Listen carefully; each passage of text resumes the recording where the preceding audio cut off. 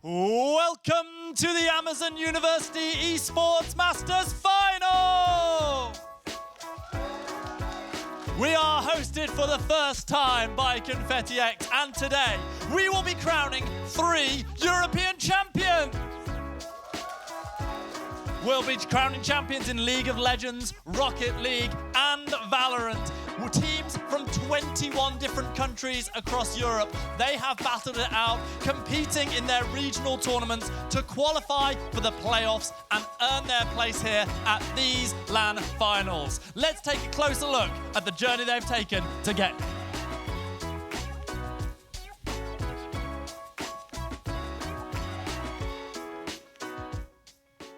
Amazon University Esports Masters will provide opportunities for the best university players across Europe to test their skills in international competition and make lasting connections with other players across the region. In 2023, 17 countries in Europe will participate in a UEM, plus the Middle East and North Africa, which will also be included in the playoff phase. In this video, we will introduce the format of the competition.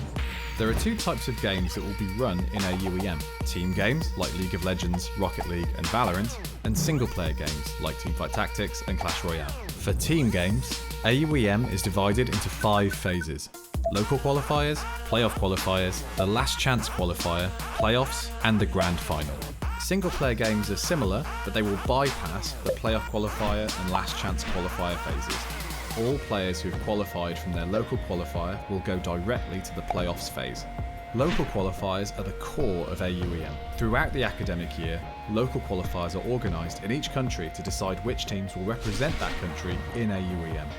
The qualifying teams from the local qualifiers will compete against other teams from around Europe in the playoff qualifier. This is a double elimination bracket, with the final 6 teams progressing to the playoffs. For teams who don't qualify for the playoffs at the first try, all is not lost. The last chance qualifier itself is a double elimination bracket. This means that teams who lose a game will still have a chance to qualify for the playoffs through a lower bracket. The final 2 teams from this phase will take the remaining 2 slots in the playoffs. The 6 qualifiers from the playoff qualifier will be joined by the 2 qualifiers from the last chance qualifier to make up the final 8 competitors in the playoffs. There are no second chances. These playoffs are a single elimination bracket, and the competitors are playing for a place in the grand finals.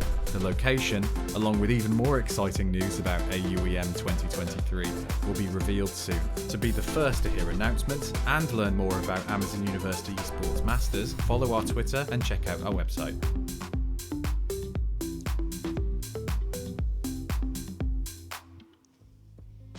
So that is how the teams got here. Now let's have a little look of some of what they are playing for. Of course, you've got the prestige of being crowned champion, but also this fantastic prize pool. A total of 7,000 euros to be split between them.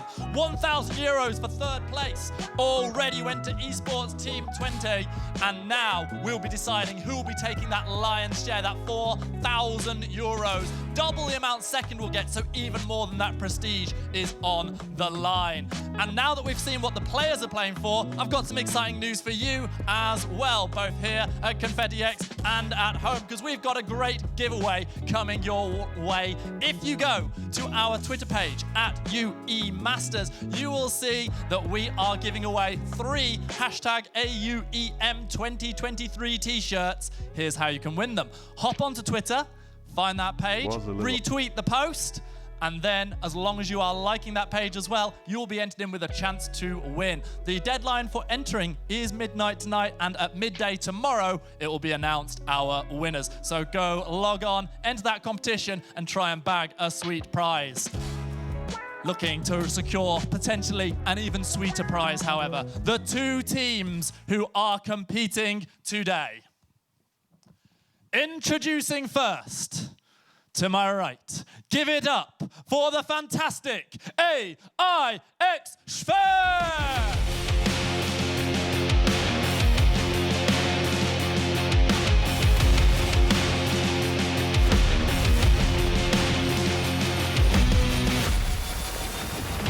Looking to knock the Sphere train off the tracks, however, to my left, their contenders.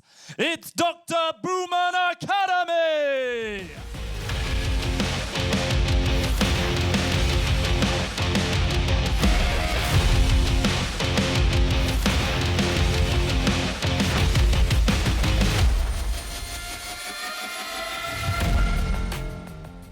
I'm joined here by Chucky representing AIX. How are you and the rest of the team feeling coming to this game here at Confetti X? We are feeling great. I think we had some good practice, and I think today will be a banger series. I hope it is going to be a banger series. I'd love to see a full 5 games. Over to my side, I've got Goose representing Dr. Booman. How about you guys? Excited to be over here in the UK in Nottingham at Confetti X. Looking forward to the game? Exactly. We're all pumped up. We practiced a lot yesterday, and we're just looking forward to put up a great show for the watchers. Excellent. We're looking forward to watching that great show. Before the game starts, we'll have our nice gentleman-like handshake between the two teams. Now you can give each other hell on the rift. Take your places at your stations, please, everybody. Best of luck for the game.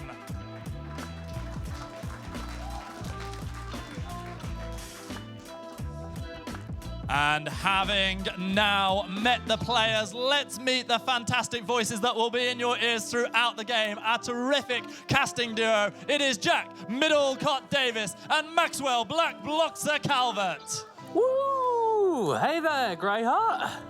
Hey guys, this is going to be a good one. I've got a few questions for you before we get started. Over to you, Middlecott.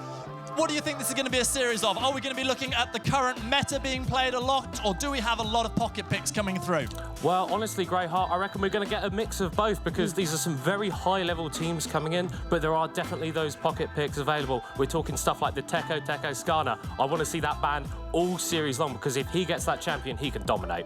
And that leads beautifully to my next question. Black Block, so without giving away too many strats of these teams, are there any other champions apart from maybe that Skana you expect to see banned a lot? Yeah, the Poppy is one of those big pop-off picks as well. We've been seeing it a lot throughout the playoffs. It can shut down a lot of what both teams want to play. It's going to be high priority and possibly banned by both of these teams. So maybe no Poppy pop-off picks. However, I do want to know coming into this one, we've got a best-of-5 series. I want a full score prediction coming out of you. No getting out of this one, I'm afraid, Middlecott. What's score going to be and who to? Oh, well, yesterday I probably would have said AIX 3-2, but just based off some of the stuff that I watched last night and just looking into the solo queue from Dr. Booman Academy, I reckon it's a 3-1 to the team from Hanover. 3-1. Or... How about you, Black Bloxer? I think 3-1 is not giving both teams enough credit. I think it's going to go to all 5 games, and I guess I got to be counter to you. I think AX are going to come home with this one. Alrighty, guys, can't wait to hear the cast, can't wait to see the games. Over to you.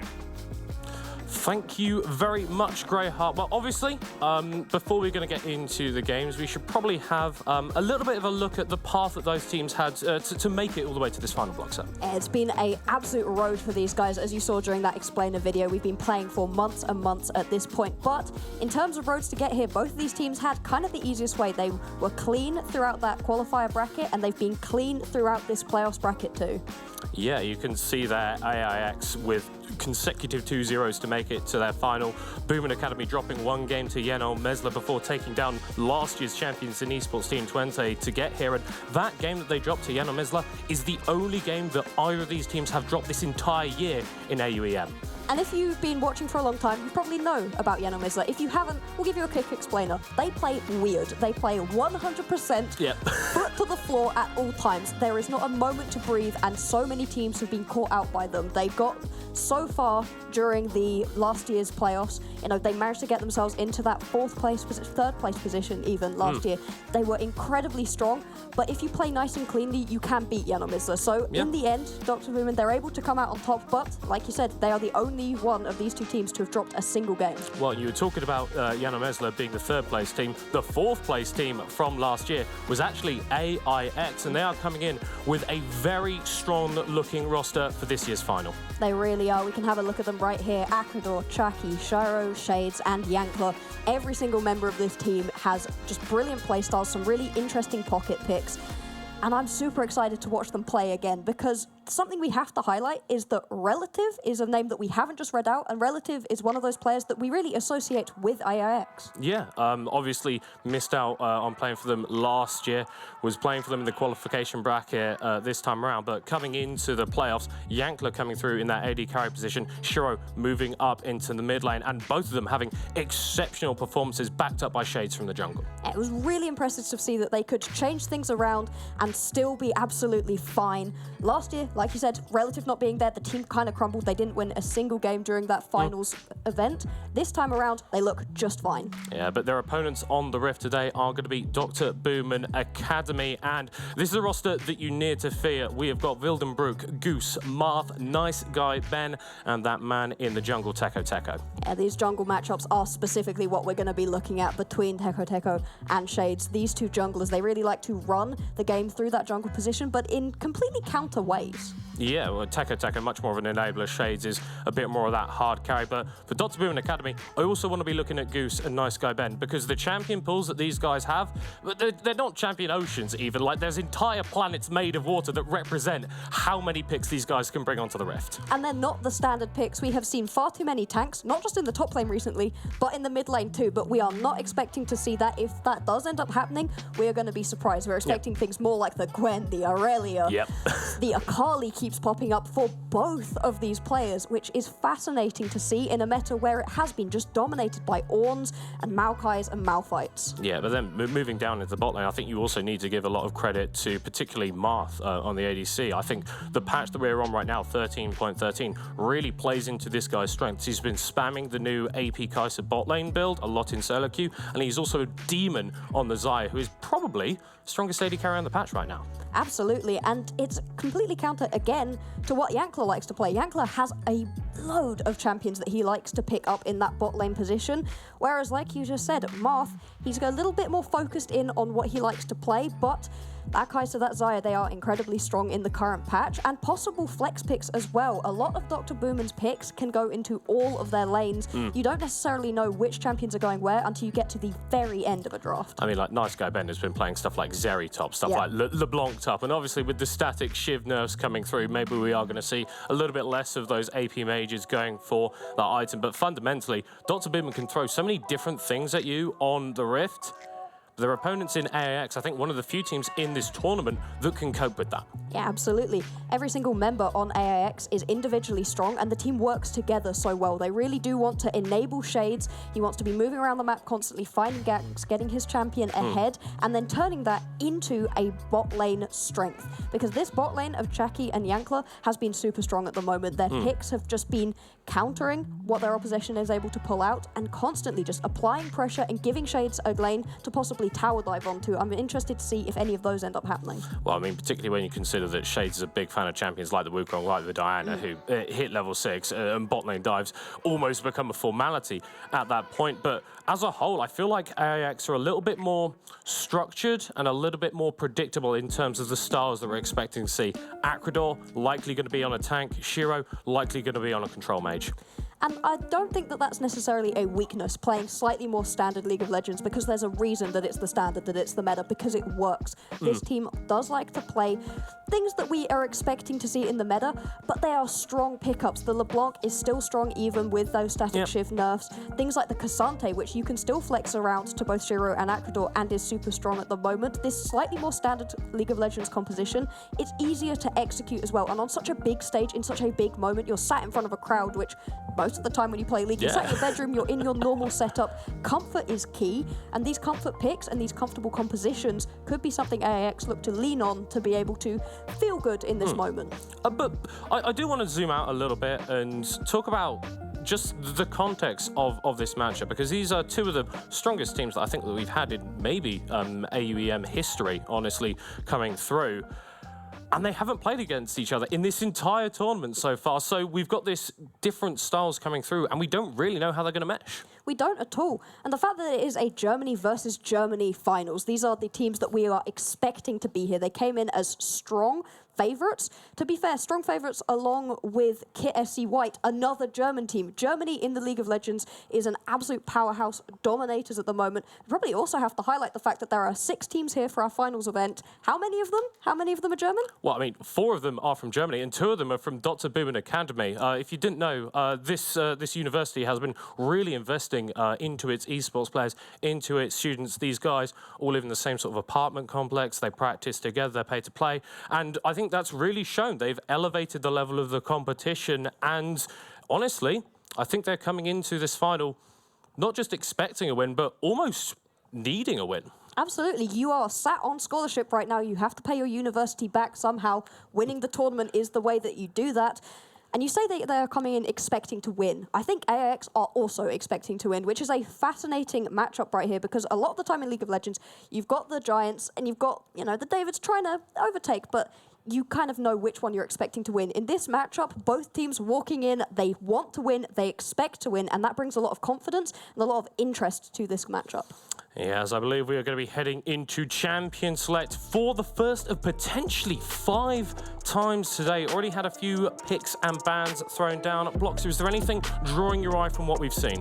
The Maokai getting banned away is pretty big. It can be flexed around, and in the jungle, it is super strong at the moment. Everything else is relatively standard for what we're expecting from these teams. Yeah, and I do want to highlight just here on the AIX side, banning away that Fiora, taking away that from Nice Guy Ben, and Wildenbrook's Pike is absolutely crazy, so no surprise to see that taken off the board. The Sejuani, we said, Goose has played this mid lane, but obviously that's something that we would expect Taco to be able to pull out as well. Absolutely, it gives you so much priority in those ganks. However, over on the other side, we highlighted the Poppy. It is going to make its way through those picks and bans straight into Shades' hands. Super strong champion right here, can stop the Sejuani a lot. You also highlighted the Skarner though. Game 1 of the series. Is Teco gonna pull it out? I mean, going up against something like Azai, who has so much disengage, is potentially gonna be rough for a Skarner who kind of just needs to run at the enemy to get involved. So I think this Kai'Sa pickup makes a lot more sense. Another one of those flex picks that Boomer can use to their advantage. Really can do, and with that static shift build, you're able to just poke so much out with those Ws. You're not able to just walk into an objective without losing half of your HP. Also gonna pick up this Rel. It's a high-powered bot lane with a lot of potential for ganks when you get that Sejuani involved. It's going to be that Braum pickup right here for Shaki, and that's going to give a lot more protection to an already pretty safe AD carry. Yeah, I mean, we were talking about bot lane dives potentially going down from the AIX side. I feel like bot lane dives for Boom are going to be incredibly difficult. Obviously, that Rel can move into that jungle with the mini rework that she had, so we still don't entirely know where any of the champions on Dr. Boomin are actually going to go. And this is what we were expecting. They are so flexible in the champions that they play and the things that they like to pick up. I'm entirely unsurprised that they have decided to go with this flexible style right here. Renekton coming off of the board, so we're going to look at some top lane bans we expect and probably some mid lane bans, depending on if AIX think that Kai'Sa is in the AD carry or mid. Yeah, and I like this ban here for a Boomer. They recognize that obviously we've got Shiro and we've got Acrador to lock champions in. Acrador has been defaulting to a lot more of these tank picks, which are kind of just cookie cutter, Malphite, Ornn. They offer really the same sort of thing. So I think targeting out Shiro's pool and trying to get a great matchup for Goose, really smart thinking. Absolutely, because this bot lane of Shaki and Yankler is so strong, putting a lot more onto Goose, trying to get him ahead in this matchup, really give a power pick to one of the lanes. You really need it in this situation for Boom, and AIX, for feeling strong, is going to take away that Gwen. Yeah, and that makes a lot of sense. If Acrador's going to be on a tank pick, you really don't want to give Nice Guy Ben a free laning phase on Gwen. No, the Gwen would be able to run through that matchup brilliant into tanks, obviously, and can turn it into decent team fights as well, especially with the ability to stop any actual abilities from landing. Cassiopeia going to be taken off of the board for Shiro, so you don't want to have that high-powered matchup in the mid lane.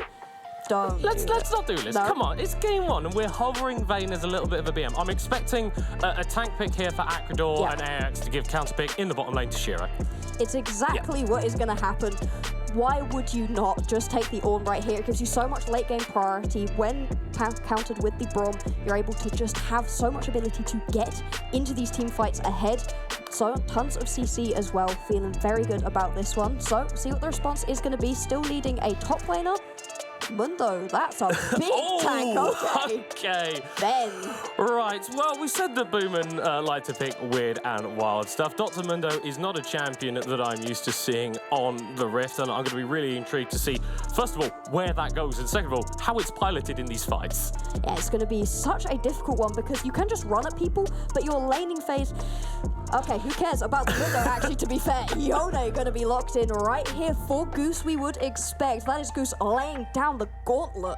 Yeah, but then you've also got to consider the flexibility that Boomin have in these players.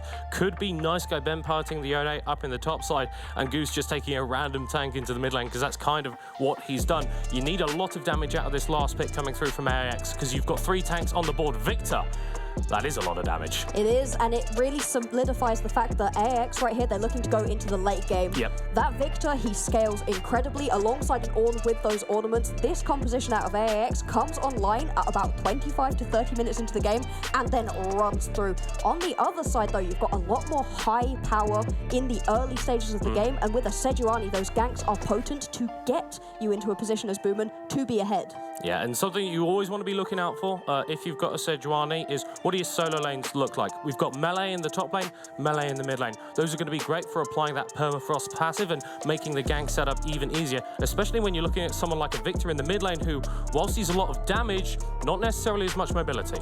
No, he's a pretty squishy champion. You're able to get on top of him pretty easily, and we don't usually see too much aggression in the mid lane specifically, not for the past couple of patches. You usually see your junglers going down towards the bot side or towards the top lane, but I could definitely see a position where Teko decides to go gank Goose, try to get that mid lane ahead, because we've seen Yones. They either fall behind by 10 kills or they get ahead and just run through a game, and you really need to make sure your Yone is not in that behind position. I think it was Zhangzi for UDL in a couple of the playoffs. He would play Aurelion Sol and Yone, and he would absolutely dominate on both those picks. And the thing about the Yone is actually has a lot of scaling built into the champion as well. So even if you fall down a little bit in the early stages, once you hit your 2-3 items, you make life very, very difficult for a squishy backline carry. You really do. Luckily, though, it's the Xayah. Xayah is very happy to be able to just sit in the back line and hold on to that Featherstorm to be able to leap out of the way, but you only have one of those. I'm interested to see if it is going to be the Cleanse coming out as well, just in an attempt to get away from even more CC, because there's a lot out of Dr. Boomin. Well, especially when you consider the bot lane, Kaiserel. Yeah. That is just all in, all the time, as we are heading on to Summoner's Rift for the first game of the Amazon University Esports Masters final. Ooh, let's see, Dr. Boomin, AIX, they're coming in with a lot of confidence. You can see it in these drafts. We're going to be watching this jungle matchup as well as the bot lane, I think, but all across the board there are explosive matchups. Absolutely, as both teams running out onto the Rift. Looks like it's going to be standard 5-point starts, no shenanigans in terms of invading just yet. You really don't want to be running into something like a Braum at level 1. No, exactly, and that's why you're going to have such a defensive start out of Boomin, just to stop any potential invades. It's game 1 of a best of 5, the big finals, playing for 4,000 euros. You can understand why neither of these teams are deciding to really get too high if you go into their opposition jungle. You don't want to get yourself off kilter for the beginning, so nice standard start. Interesting to see where these junglers are going to be beginning their laning phase. Will look like Teko going to start himself down towards the bot side, making his way towards the top side of the map, which is not necessarily what I would have expected. Yeah, well, Nice Guy Ben isn't going to have a lot of CC here on the Mundo, but just protecting that bottom side and now going to disperse. Shade's going to be doing a solo start over here on the top side Raptors, and coming into this game, I think we really wanted to hone in on these junglers in the early stages, because we were talking about Teko being this more tank style player, going for these team fights, and Shade wanted to get a lot of aggression down early. Exactly. You see Goose actually just quickly going to stack up, looking to get aggressive. Shades, he's starting himself towards the top side of the map with Teko starting on the bottom side. They are going to be in a split map situation. Shades making his way towards the bot side where there's a lot more aggression, but from the other team. You know, you're not really expecting this Xayah and Braum to be getting too aggressive in the early game. So it's interesting that that's where he's pathing. Well, there is potential there. Obviously, you've got the sort of feather pullback from the Xayah, combine that with the Braum passive. I think that there's an angle there potentially, but when you're looking at the cleanse here for Marth, that summoner spell is going to prevent a little bit of the aggression. Really is, and it is going to be the exhaust actually out of Yankler. Going to be a little bit more exposed, that means, to potential stuns coming through, especially that one that will be from the Sejuani. Yeah, but you've got to think, if Goose is jumping on top of you, you want to exhaust that Yone as soon as possible. Yeah, you do not want to just allow Goose to be able to constantly hit those stacks and get his work done. Shades went all the way up to those Crocs, now going to take the red buff and head on down. It's going to be a little bit more accelerated through this clear is Teko. Make his way towards the top side. Like you said, you don't have great CC setup in the top lane for a potential gank, but Goose has got that setup for you if you want to make Shiro's life uncomfortable. Yeah, it can be very, very unpleasant. Obviously, the Permafrost passive from Teko. Very, very useful. Nice go, Ben. Getting shoved in a little bit. One of the more longer-standing players that we've got at Amazon University Esports Masters this year. He's been around for a very long time, performing at an incredibly high level for that entire time as well. Interesting to see how he does against Akrador, who has been playing for a while but was in mid lane last year. Jackie, just going to help this wave be pushed in right here by Shiro. That is a gigantic wave of which Goose is going to struggle to get all of the minions. Well, with Shiro taking his movement back, the UNH should be able to pick them up. But just important to make sure that wave actually gets shoved out under tower because, as we know, the Victor very, very vulnerable. And it's nice to see Shaki getting active on the map nice and early. Yeah, we expect Shaki to move around constantly, and it's interesting to see alongside Azaya, who you usually don't want to leave alone in the lane until level 6, once you do have that Featherstorm to be able to get away from CC, but trusting in Yankler to not get himself killed, and versus a Kaiser Vrel, that is a possibility. That bot lane does have the ability to just go in, jump in, and possibly get early kills. Shades is down here, will get spotted out on this ward though. Yeah, Shaki and Yankler still moving forward though with engage onto Wildenbrook. The concussive blow's not quite going to stack up, and the Q from Rel not connecting with the stun either. So attempt really from both sides there to get some CC down, some damage down as well, but not really able to pull it off. This wave is going to start shoving towards AIX, so Boomin need to be careful that they're not overstepping. Yeah, they do not have their jungler anywhere nearby. Teko went in, tried to get a little bit of a steal onto Shades' chickens, didn't find anything, just going to head back to base. So the early 5 minutes of this game have been pretty calm. Neither of the junglers really getting anything done so far. An attempt out of Shades, Teko perfectly happy to just clear his jungle and get back. And I think this is kind of what we could have expected coming into a final when we've got two teams that are as high-powered as these rosters. You don't want to be giving up early advantages in Game 1 of the series. No, you don't. We often see in Game 1 of series that things are a little bit more tentative. Nobody wants to throw it all away, get too aggressive. Big wave going to be pushed in under the tower. Yankler's going to be able to pick this one up nice and easily, and both bot lanes should be going back to base. CS differences are pretty much null at this point in the game. There's a tiny bit of one in the top lane, little bit of one going on in the jungle.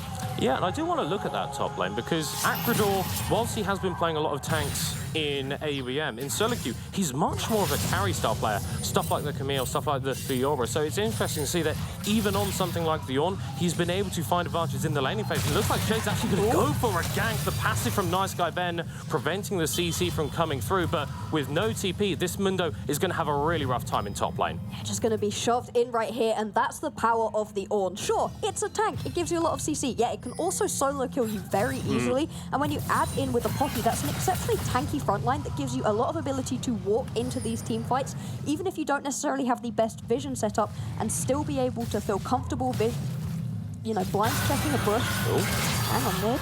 Yeah, that looked like a gang from Shades, but honestly, Goose was nearly about to get the kill there. Wildenbrook moving up as well, going to ensure this wave gets shoved in, and with Shiro having to take a reset, Shades being low as well, this might open up an angle for Boomin to make a play onto Drake.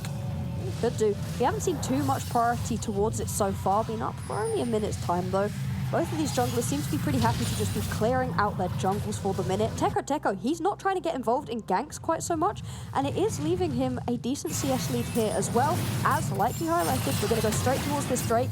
Shades wants this one early. It's just going to be a Chemtech, which, whilst it isn't the best Drake, it means that we are going to get a non-Chemtech soul. That makes me a bit sad. I really like the Chemtech rift. Yeah, but I think that you can kind of expect this, right? The CC potential that you've got out of AIX's bottom side, you can take this one away, especially with Goose being on that reset. So, first objective of the game going to the team from Germany, the other team from Germany, hoping that they're going to pick up an objective soon.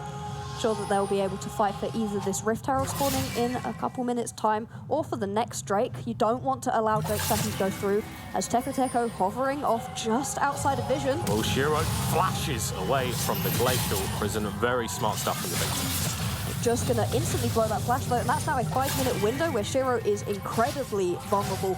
Gonna need to see a counter gank coming through out of Shades, possibly to get a little bit of pressure off right now, because Goose shoving in the wave. Shiro doesn't have the teleport again. He is super vulnerable. And you think being down that flash when we've got objectives like the Rift Herald, like the second Drake starting to come into play, if AIX want to be stacking up those dragons as a potential win condition, having no flash on your mid laner, having no flash on your jungler for the time being doesn't feel great.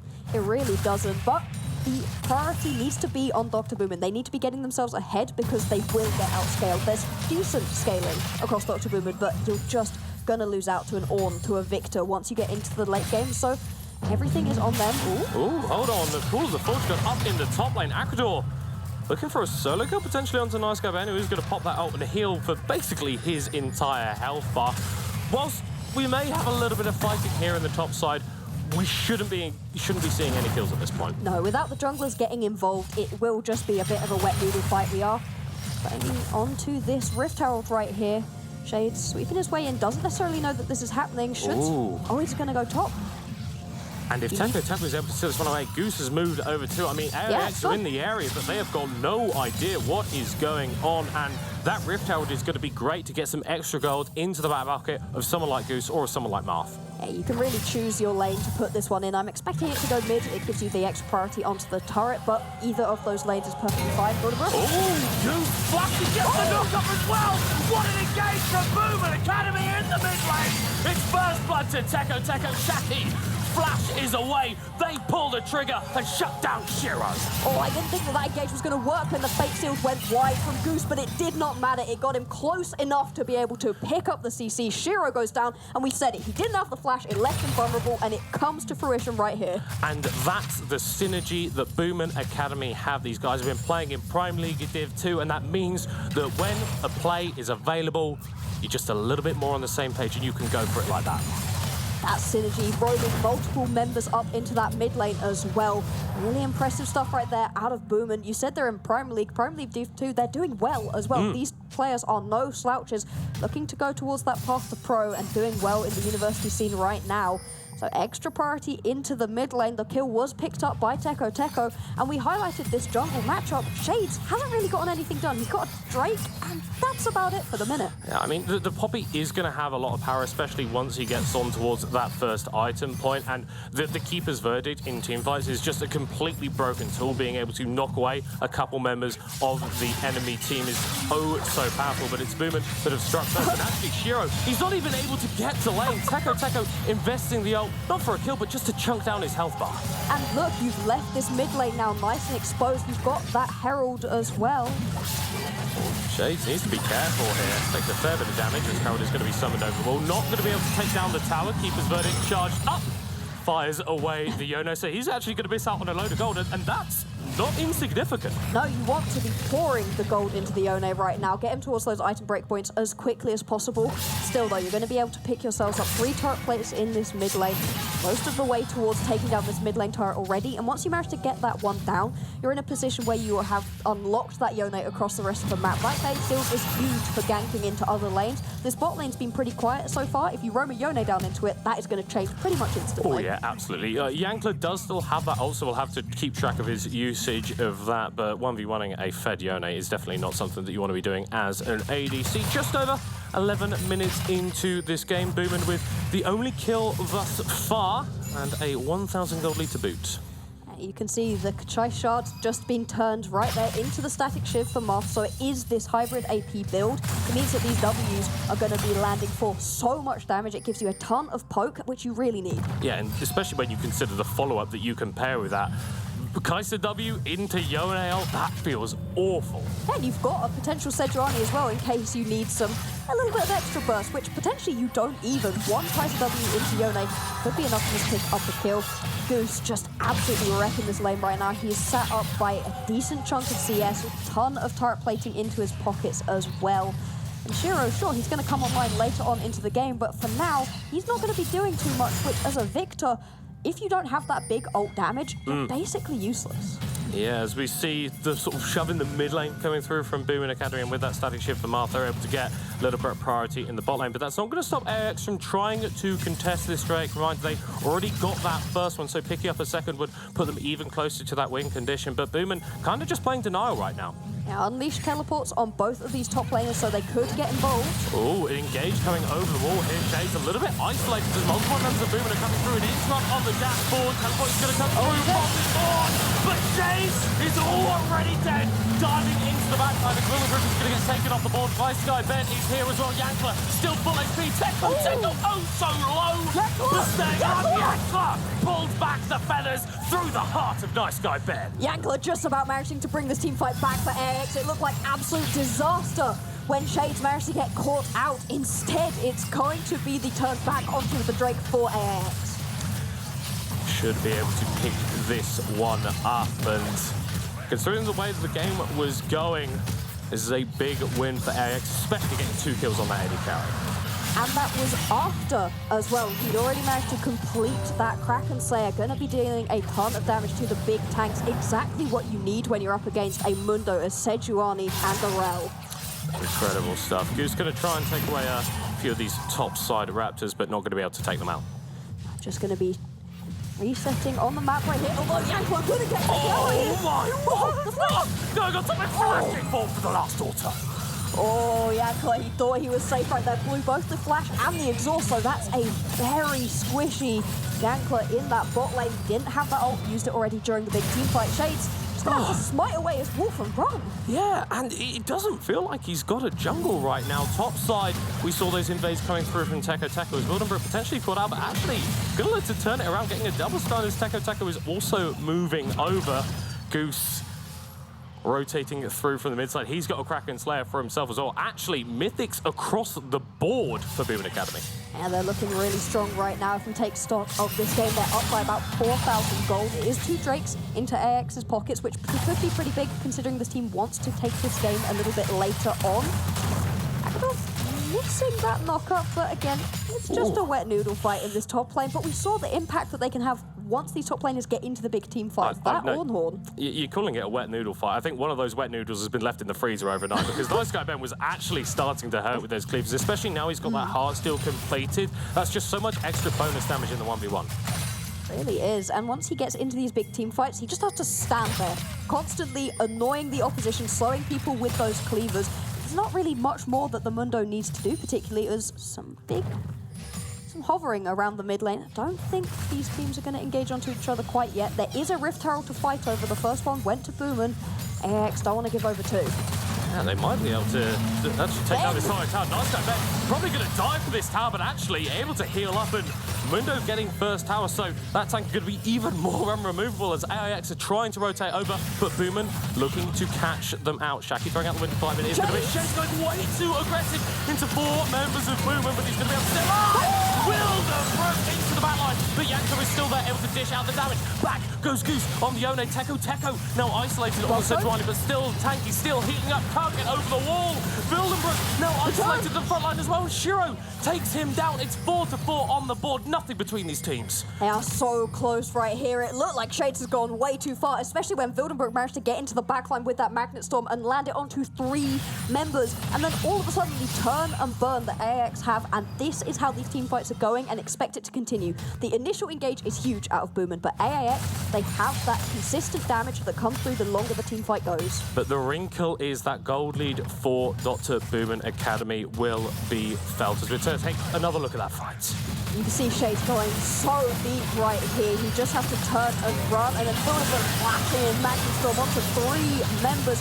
Shades gets popped almost immediately, but then Teko goes way too far forwards, tries to fast find himself back over the wall, is not able to do so. Wildenbrook, in an attempt to save his jungler, also steps too far forwards, and although the health bars are blinking across AIX, Dr. Boomin Academy come out in a bad position off of an engage they wanted. Yeah, but they are not going to stop as they are straight back onto this Rift Herald. And the thing about that fight, it was in AIX's jungle. So whilst it was Dr. Boomin who maybe came out of that one a little bit worse for the wear, it's fundamentally them making an aggressive move onto their opponents. They're going to pick up their second Rift Herald of the game. Looking really strong when it comes to picking up these Rift Heralds, turning them into gold. Haven't managed to pop that mid lane turret quite yet, but it is sat on a sliver of health. The top lane one's gone, the bot lane one's gone. Right now, Boomin, they really have control of the entire map. Just need to take this mid lane down, and then they're going to have so much more freedom to move into the opposition jungle. Got 40 seconds on this next Drake. It would be soul point for AIX, a huge win condition for this team, especially because it is going to be that Cloud Soul extra movement speed on a lot of these champions, specifically from Boomin, I'd say, would be terrifying. So AIX taking this one away, huge. I don't want Mundo running at me any faster than he already does. He's already pretty fast. He already terrifies me as well. With Nice Guy Ben actually going for the Hull Breaker, so a little bit less focused in terms of these team fights, but is going to dominate that 1v1 matchup as mid lane tower falls down and Boomin have so much more pressure that it's going to be so hard for AIX to grab this Drake. It's going to be. Oh. top lane potentially. Shiro, he does not have the flash again. Oh, fake steal from Goose again, just to close the distance. Wildenbroek with the Magnet Storm. They take out Shiro for the second time this game. Teko being engaged onto by Shades, who's a little bit on his lonesome. Yankler going to get called there by the W, going to the first slide, but Marth is right behind him, and he's shooting him relentlessly. One more Void's going to take him down, and Shaki will be the next one to be slaughtered. Wing away, trying to escape under his tower, but there are too many stuns from Dr. Boom and Academy. Activity unbreakable, he's staying alive for a heck of a lot longer, but Goose will take him down. 4 kills right there for Dr. Boom and Academy. And Shiro, he's just getting caught out constantly. Like you said, Fate Seal being used more as a gap closer than actually to hit onto people. It's working just perfectly. Rift Turret going to be popped right here just to take down that tier 2 turret in the mid lane. And every bit of the map is crumbling right now for AX. They have not managed to find any footholds. Yankler is the only strong point right now for this team. And it's so difficult as a Xayah without a front line to make things work. And now it feels like the game has completely flipped in terms of complexion, because AIX, they were able to contest with Boom and Academy in a few of those early skirmishes, but the gold lead has, well, it's well and truly ballooned. Blocks at 10,000 almost the lead for Boomin. And in case you don't know, 5,000 is a significant chunk, and 10,000 is the point at which the game feels a little bit over. Wildenbroek gonna just be caught out here only by Shaki, though. Gonna walk that one out. 10,000 gold. It makes team fighting so difficult. And you can see it in the items. 1 item completed for everybody on AIX and 2 items on the majority for Boomin. Yeah, and we're talking about Goose using the ult as a gap closer. With that Gale Force, he's got an extra one to get on top of you. Yeah, I don't know. I don't like that. Yasuo, Yone being able to field Gale Force. These champions have got enough dashes as it is, but Marth as well with that Nash's Tooth. Those boys are really going to be starting to hurt Shades. But yeah, you can't walk into your own jungle now, especially with all these towers down. Shades going in, though. Okay. It's Shaki. Ooh, Hackador. Everybody's just having to be pushed out right now from AIX. They cannot step into their own jungle. It means that they're not getting any gold income whatsoever. But look at the bot lane. Look at the bot lane. Look at the bot lane. Nice Guy Ben is just going to be wailing on that tower. They can't deal with him. Shiro's absolutely no way of stopping this Mundo from taking him down. I mean, AIX are going to try and make a play onto him, but Baron is on the board. Boomin pulling their opposition across the map. Hey, you've got 4 members right now sat on top of Nice Guy Ben. He will go down eventually, but he's taken all of the attention of AIX away from this Baron. Spawned just 30 seconds ago, and it's going to get taken down almost immediately. This is an absolute slaughter out of Boomin, and I know that I said I thought AIX could take this one in a 5-game series, but I'm beginning to doubt already. I'm not going to lie, Bloxer. I don't want to get ahead of myself, but I might want to update my prediction as well, because AIX coming into game 2 already, I feel like you need to improve so much, because the map play, the pressure play from Boomin Academy has just been that higher level. I don't feel like it's individual skill differences between the players that has really resulted in this gold lead. Boomin, they just seem better as 5. Yeah, as a team, they're rotating more members around. It was that initial gank onto the mid lane to stop Shiro from being able to just play that matchup, loses his flash, and then you gank him again. Get that kill, and from that point on, Shiro has felt almost useless. Oh no. Shades, this isn't your jungle anymore, bud. He just walks in there and finds about 3 members of Boomin Academy trying to kill him. Another fake steal is going to go wide, not really closing the gap as AX surviving, but they're going to go for a re-engage. I'm not sure this is a smart idea, guys! Wildenbroek with the Magnet Storm, and it's category 5 for Boomin Academy. An absolute hurricane unleashed onto AIX, and they cannot withstand the damage! Oh, it's gonna be an ace right here. Only Wildenbroek dies for Dr. Boomin, and this game is as good as done. 22 minutes into the game, cracking those base turrets, and Boomin are running through AIX in this first game. Respawns are going to be coming through in 20 seconds, but if I know Boomin Academy, they want to go for the end. They certainly can do. You do so much damage onto turrets with Marth, with Nice Guy Ben. You can see them falling. It's done. It's done. It's done, and game 1, oh, maybe Hang not on. Actually. Wait. Shades respawning Shaki here just in time. Just gonna take the turret. He's just going to take the tower. Mundo goes wherever he pleases, but his team going to be pleased to see him die. Eventually. At some point. Eventually. Boomin could have ended that game right there if they wanted to, but I can understand just going back to base, it's 23 minutes into the game. At this point, the game should just be getting started. We should only just be beginning to see big team fights instead. It's absolute sort of, should be seeing a replay right here. That's all good. It's all good. Let's not worry about it. But I think the key thing here from Boomin Academy is they recognize winning the game quickly doesn't make it count for more. So just need to take your time a little bit more. You can secure the win. Teco, this is not what you want to be doing if you want to get game one, but ultimately for AIX, it feels like these kills are buying no time at all. Goose with another interesting ultimate into the backline, but AIX are still on the run. I'm actually unsure if that Fate Sealed has landed onto anybody so far, and it hasn't mattered. It has not mattered one bit, because as long as Goose is near enough to be able to poke people with that katana, he's absolutely fine. There are no Nexus turrets right here for AIX. They are in absolute shambles. There's a Drake available for Boomin to go get, but they don't even particularly need it. All you're getting is Ben push forwards, attempt to deal damage onto those inhibitors, and just keep up the pressure so his team can get everything else done. This is like pure Chad Mundo gameplay. Like, he's 0-3-0, but I feel like Nice Guy Ben has had such a great impact on this game, and there have been bright spots for AIX, right? You look at Yankler in the bot lane. He's done exceptionally well for himself, but it really feels like that matchup in the jungle, Teco versus Shades, has sort of fallen apart. I don't necessarily even think it's been Shades' fault, but the mid-jungle synergy just felt that little bit stronger from Boomin Academy. Actually going to get caught out there by the Call of Fortune. Cleanse a way to remove the slow, but AIX, you need to watch out. Nice Guy Ben is just ending the goddamn game, hitting down onto the Nexus, slamming it with the briefcase. This is a Christian Bale maneuver if I have ever seen one. American psycho stuff from Nice Guy Ben. Dr. Boomin Academy gonna take this first game in dominant fashion. It was clean the whole way through. AIX, it felt like they didn't get a single foothold in this game. What was that, 25 minutes? And it's done. Yeah, just about. And a lot of questions. The drawing board is going to be pretty full of stuff, I imagine, here on the AIX side, because this is a best-of-5 series, right? You've only been playing best-of-3 before. Before, this would have been match point for your opposition, but you do have that opportunity to rethink your strategies and come back with something stronger. And you really have to rethink in this situation. It just didn't work. Shades, we say so many times about how AIX, it runs through that jungle position, and the Poppy, it just didn't do anything. It's one of those big picks as well for Shades. You expect him to be able to play it exceptionally well. Instead, just kind of ended up floundering a little bit in the jungle. The bot lane was a bright spot, but Shiro, he got bullied. You need to give him a little bit more protection or something that can sit by itself. That Victor, it gave you late game scaling, but it didn't get there. I think the key thing for me is that there was never a fight that happened in Boomin's jungle, or really, even in the river, that wasn't Boomin pushing forward onto AIX. It constantly felt like they were the team with agency, with aggression, who were making things happen.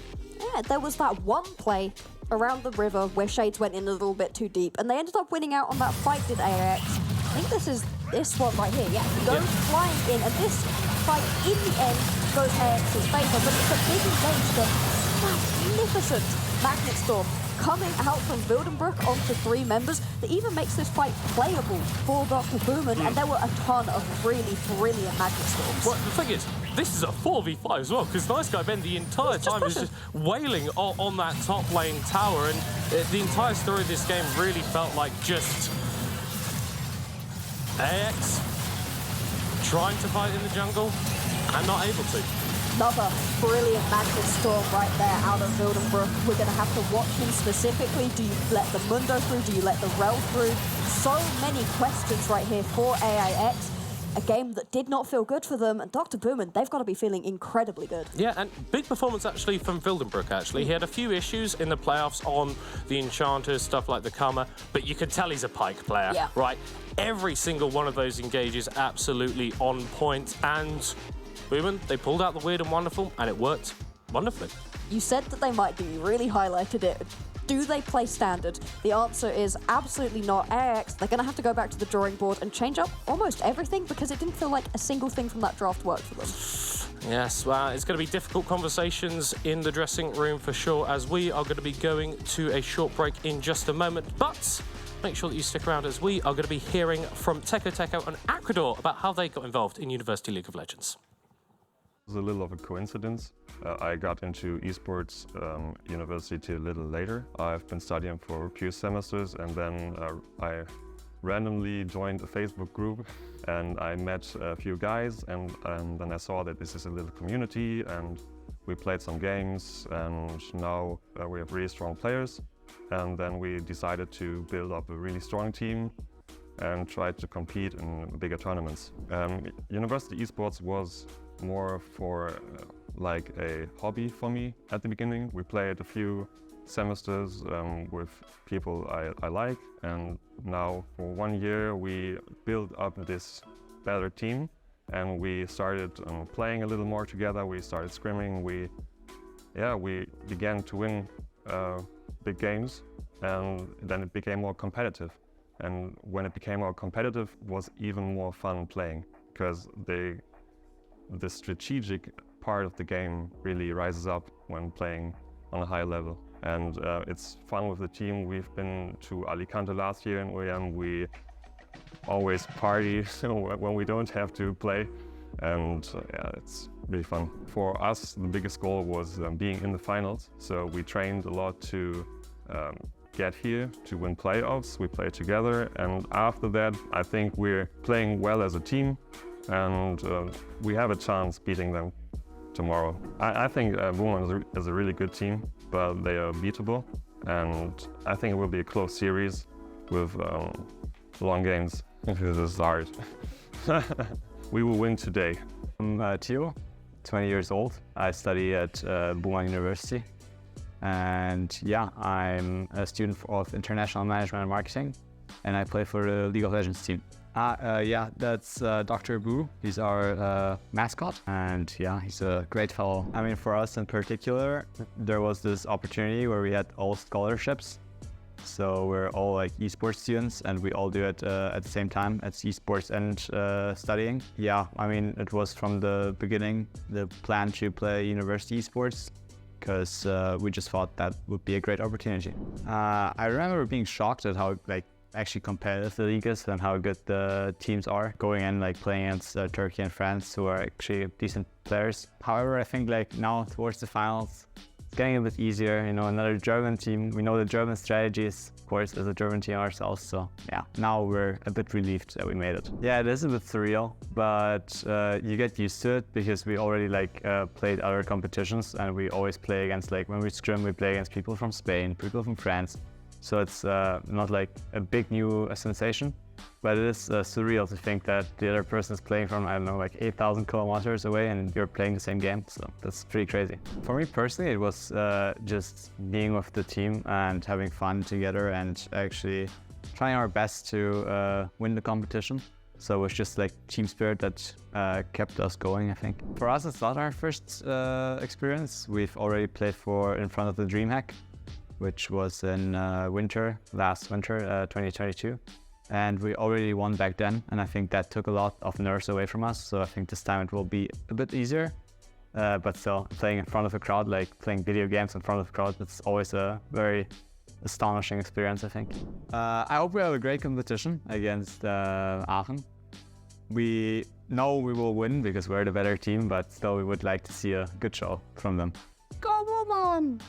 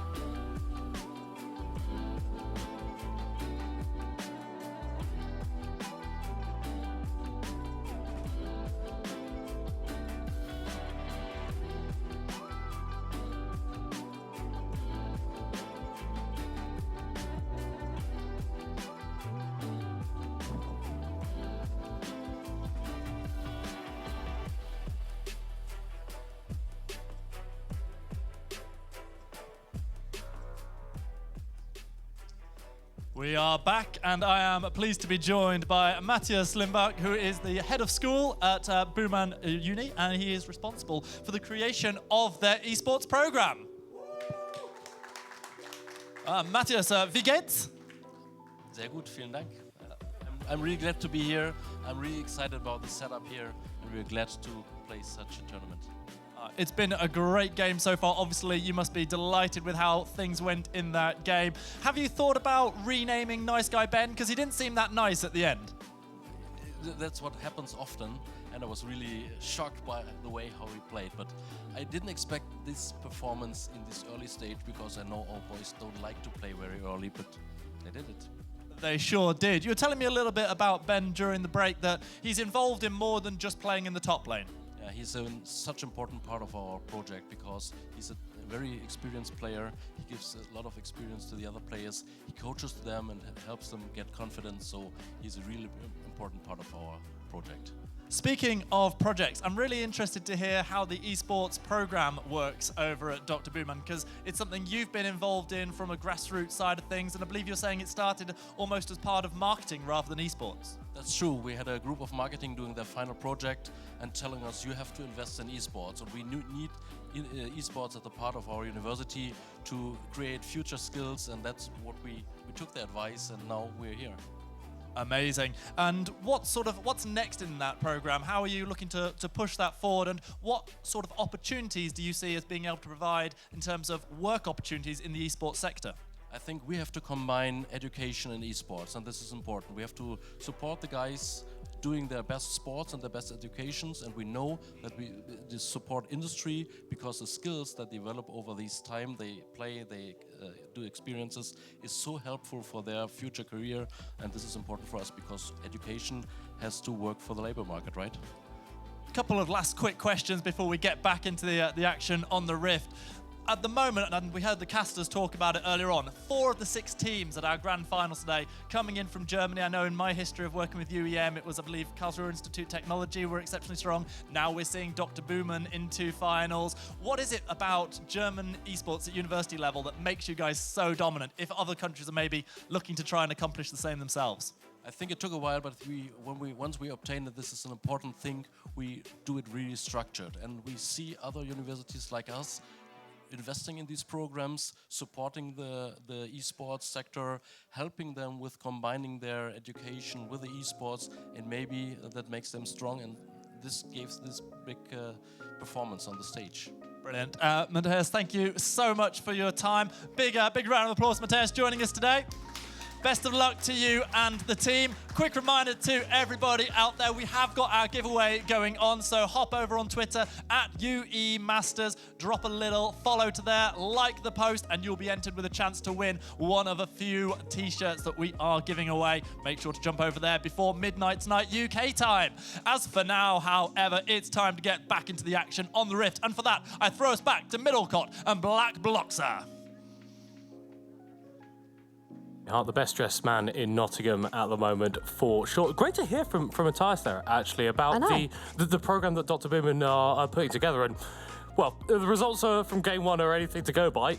It's looking pretty good. Yeah, it's working out. Playing on scholarship, it gives you that extra level of incentive. It gives you that structure as well. You know that you are going to be a part of this team. That's what you're there for. And you're able to have, some of your education paid for. Obviously, they're in Europe, they're not paying like we are over in the UK, but it is a helpful program to be on. And it would be something I'd be really interested in seeing in the UK more scholarship programs and more funding going towards esports for the universities. Yeah. Just atting every university there. But for their opponents, obviously, AIX, that was rough. Yeah. That really sucked. That was rough. Brightsbox, obviously, that bot lane, Yankler, great performances from him like we expected. But what do you think that they need to change coming into this next game to really stand a chance against Booman Academy? I need to see more priority out of Shades. He just didn't manage to find anything, and it wasn't necessarily his fault specifically. His lanes didn't have the setup for him to be able to get in and try to find those ganks. They tried a little bit up in the top lane, but you're a Mundo, you're super tanky, you're fast, you've got that ability to just not get hit by any CC. It was really tricky. The mid lane was getting beaten down. Shiro wasn't able to get anything done, so I want to see Shades ganking more often and getting himself a lead or his lanes a lead. I love that you did point out the sort of gank of the Mundo, because Nice Guy Ben, whilst he ended the game, he did end like 0x and 0. Yeah. Like, this guy was just perma-splitting top lane and sort of directing his team across the map. I'm imagining in like the Dr. Mundo voice, because obviously that is the only way to communicate with the side. I think that big point there, especially in the mid lane, and I like that we saw the second phase of bans come through from Dr. Boom and Academy, focusing down that mid lane matchup, because it really felt like Shiro on the Victor, he wasn't able to exert himself against that Yone, and really, it felt like a lot of that bled into the jungle matchup, and eventually just ended with the whole game ending in 25 minutes. Yeah, you've got an Ornn, you've got a Victor, you're trying to get later on into the game, you need those ornaments, you need those upgrades on the Victor, and they just never came through. By the time we were at that point, the game was kind of already over. Again, Wildenbrook, those engages, they were incredibly impactful. Will it be the Rel again or another champion? I'm going to be watching that bot lane specifically, because even if in the 2v2 it was going towards AIX's bot lane, it was the specific role of Wildenbrook being the engage that was working and finding those big teamfight wins for the team. And for AIX, I think you do want to put a bit more focus on that bottom lane as well, maybe. Because if Shays can get Yankler to a point where he's so far accelerated over Marth that the Kaiser isn't able to contribute. I mean, we talk so much about that game, about like Nice Guy Ben and the mid lane coming out from Boomin as well. But Marth was putting up an absolute slaughter of a performance on the Kaiser. And if you've got an AD carry that is on equal footing with that, then they're not able to really exert themselves as much. Yeah, exactly. With that Nashor's Tooth static Shiv build, you don't need to be in and amongst everybody. You could just constantly be landing those Ws.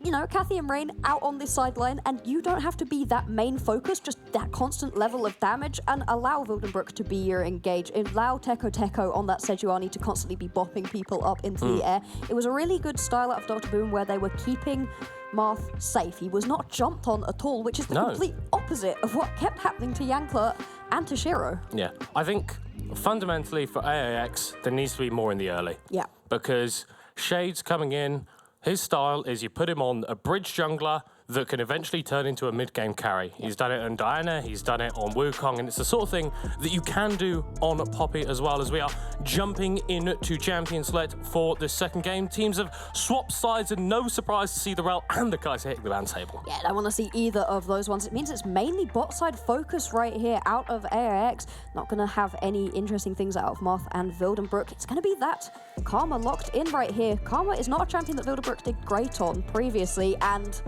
is that locked? That is locked. Teko Skarner has been allowed to grace the Rift. And if you haven't seen this guy on this champion, get ready, because it is going to be very, very scary. If you thought that the Sejuani performance was impressive, this is going to be even more so. It's going to be the Sejuani for Shades. It gives him that priority in the early game. Those ganks can be incredibly strong, but he might actually be on that Trundle right here. Yeah, Sejuani, I mean, we've not really seen it as much recently, but can go into that top lane with the Ignite TP build. You've actually got a fair bit of solo pressure in that lane, and the Trundle is going to be great at stealing those resistances away from the Skarner, who's likely going to be building more tanky. It gives you a lot of priority. It could technically have gone into the mid lane, but with this hover onto the Syndra, oh, it's going to be the Azir instead. Okay, it gives Shiro a lot more safety. You know, you can move away from the ganks that are constantly happening, especially with the Skarner on the board. You do not want to be getting grabbed by him, so it's going to give him some more safety and a little bit more comfort, hopefully, in this game. Goose was happy. Goose was happy, but this feels like it's going to be a different matchup. Azir, much more of that safety, but still has the same late game potential as the Victor, and I like that AX have recognized that we can't leave mid lane for second phase because Boomin will just double ban us and focus us down. So I love that adaptation from them, but it does mean that they're still to lock in their ADC and support duo. Yeah, you're missing a huge part of this composition right here. You often see your jungle, AD carry and support picked really early on in drafts. Instead, AX leaving those until the second phase of bans. It's going to be a counter pick for Dr. Boomin Academy. Interested to see if it will be the top lane or the AD carry. You could potentially give Marth that counter pick and see what he can get done with it. It's going to be a Ziggs ban out from AIX. They don't want to see Marth on that champion. Gives you a lot of long-range engage, and paired with a Karma, that poke is just horrible. Yeah. And I like the Xayah ban actually coming out here from Boomin. What you see a lot of times in the past is you ban either one of the Xayah or the Rakan. That kind of shuts them down as a duo, but we saw from Yankler that he can do amazing things on the Xayah even without the Rakan by his side, as that Mundo's hitting the board. And for AIX, it feels like Boomin really put the fear of God in them last game, because that's 3 of the champions in that composition being taken off the board. But Boomin, they've got even more in the tank. Oh, it's gonna be the Kog'Maw. I can imagine there's some happy faces in the audience right now on that one. We don't see it very often. Paired up with that Karma, it gives you a ton of poke in that bot lane matchup. So what are Yankler and Chucky gonna be picking up for themselves right here? You need to just be able to survive in this bot lane, and if you want to survive, Ezreal is that pick. Yeah, obviously long-range farming with the Mystic shots, and if someone gets on top of you, you can always just use your flash on an 18-second cooldown to get away. And this does mean that Shaki could go for a more aggressive roaming style pick, something like a Nautilus that can get into mid lane and really get fights going. The Pyke's banned, the Rel's banned, but there's still options here for him. Yeah, you want to see something with Engage with the potential to move about the map and give you extra priority around the board. To be fair, this does give you priority across these other engages. Ezreal, Yuumi, we were so excited. It could have been something fun. It could have been. It could have been beautiful. But instead, it's a cam. Fine. Moving on. We'll see what the pickup will be right here for Nice Guy Ben. You are up against a tank in the Sejuani. The Gwen, it was banned out last time by AIX. They didn't want to see it on Nice Guy Ben, but it is up here. It's going to be picked up as well. Expecting him to get really aggressive on this one. It's not a great matchup for the Sejuani. You're kind of using that dash to get away from this Gwen, and come team fights. Sure, you give a little bit extra priority when you have that Sejuani, but the Gwen has the ability to find big flanks and just cut through the backline. It really feels like AX have drafted something quite similar to what they pulled out in Game 1. The key difference, though, is that Yankler doesn't have as much of that multi-target threat in fights. Boomin, we know they're going to be jumping on top of you, and when you've got the Xayah, you can pull the feathers back and really do significant damage to multiple members. The Ezreal, a lot more single-target focused, concerned with the 1v1 almost in those team fights. Absolutely, but I see a little bit of an incongruence over on the side of Dr. Boomin, where you have a Kog'Maw, which usually says protect the puppy composition, but instead, with a Yone, with a Gwen, they want to go flying in. The exact same thing as well out of Teko, and so you're just kind of left with Wildenbrook, hopefully keeping this Kog'Maw alive. And if you can't keep him alive, that's a ton of the damage from this composition just gone, but it's not like it's the only damage on this composition. No, you do have a Gwen and a Yone. Yeah. Which, if you don't know, those champions do a lot of damage. But I think the playstyle, again, from Boomin Academy is going to be very forward, because when you pop the W on that Kog'Maw, getting that bonus range, no one on the enemy team is going to be able to hit you, and with the extra speed that you get from the Karma, you can rain down damage with no option of reply. And the armor shred too, that's incredibly impactful when you're up against a Sejuani and a Trundle. Those champions are going to be stealing resistances, looking super tanky as well. But that's something that Dr. Boomin don't have, and it makes walking into team fights pretty difficult. You have to have your vision set up pretty much perfect, because nobody really wants to be the champion face checking. Whereas on the other side, Trundle, Sejuani, they are perfectly happy to just walk into a brush and not get killed. This does feel like a comp from Boomin, that if it falls behind, it's going to be hard to execute on, because you don't have that guy that just stands in front of you and can soak those cooldowns. The issue is, though, I feel like we could have said something similar about that composition last game, but the enemy Nexus exploded in 25 minutes. Can Dr. Boomin Academy improve on their Game 1 performance and deliver us an even faster W, or are AIX able to come back and really make this a series? You can feel from AIX that they were scared in the bans that they took off of the board, and in the champions that they've picked. Ezreal Yuumi is trying to hit you from as far away as possible. The exact same thing out of the Azir. Multiple champions on the board right now for AIX, trying to not get too close to Dr. Boomin. They are going to go for an early invade. When you have a Sejuani, it gives you a ton of early priority. They're not going to find anyone, though, because it's a potential counter invade out of Boomin. They're just going to get some vision and back off. And both of these teams, ships passing in the night, nothing going to happen. Quite far away from each other, thankfully. But the key thing is that this is actually going to give Boomin a little bit of information on where Shades is starting. right? And whilst you've got a ward down in that bottom lane here for AIX, that's not going to provide you as much info. No, it is not. And being able to track Shades around is exactly what Boomin want to do. In the last game, he wasn't able to find those big ganks. As the Trundle with the Pillar, you have decent setup, but you are relying on your lanes landing a couple of stuns to be able to really get involved and find those ganks. And so tracking him around, making sure Shades can't run the team, it's exactly the way to take out AIX. They run this composition through their jungler at all times. Shades so far hasn't made it work. It's a new game though, we'll see if he's able to do it this time around. It's another situation I feel where he is kind of waiting on level 6s out of himself and his lanes to be able to really find ganks. Absolutely. I mean, top lane Glacial Prison, you've got the Emperor's Divide in the mid lane as well. As we're going to take a look at both of these junglers. Really different stories in the previous game. Teko able to take over Shades, not really finding much of an impact, but both of them starting on the top side of the map, pathing towards bot lane. Yeah, and this bot lane, it could get explosive, but it is just a lot of poke for the minute. Yankler and Shaki, they're going to be looking to keep away from their opposition as much as possible. Marth and Wildenbrook, the amount of poke that can come out of this bot lane anytime you have a Karma, that Mantra empowered Q, it hurts so bad, and it makes trying to just lane very difficult. Should be okay though. Yeah, especially paired up with the Kog'Maw. Like, you can think of this late game fantasy of the 3-4 item Kog'Maw from seasons past, but really, he's a lane bully, especially against lanes like the Ezreal Yuumi, who aren't going to have as much priority as it gets a little bit later. Level 2 hit by both these bot lanes, but there is no engaged potential at all on either side. No, it's just going to be sit here, farm, unless you are consistently hitting those mystic shots, say, and get somebody low enough. You're not really expecting things to get too explosive in isolation, but both these junglers, like we said, making their way down towards the bot lane, and that's the point at which things can get a lot more interesting. Both these junglers, they don't have the best setup CC. Bullying continues right here. Yankler, Shaki, they're making it work, and this is more what we were expecting. This bot lane have had better performances throughout when compared with Marth and Wildenbrook, who kind of faltered a little bit, versus Yanelmizler.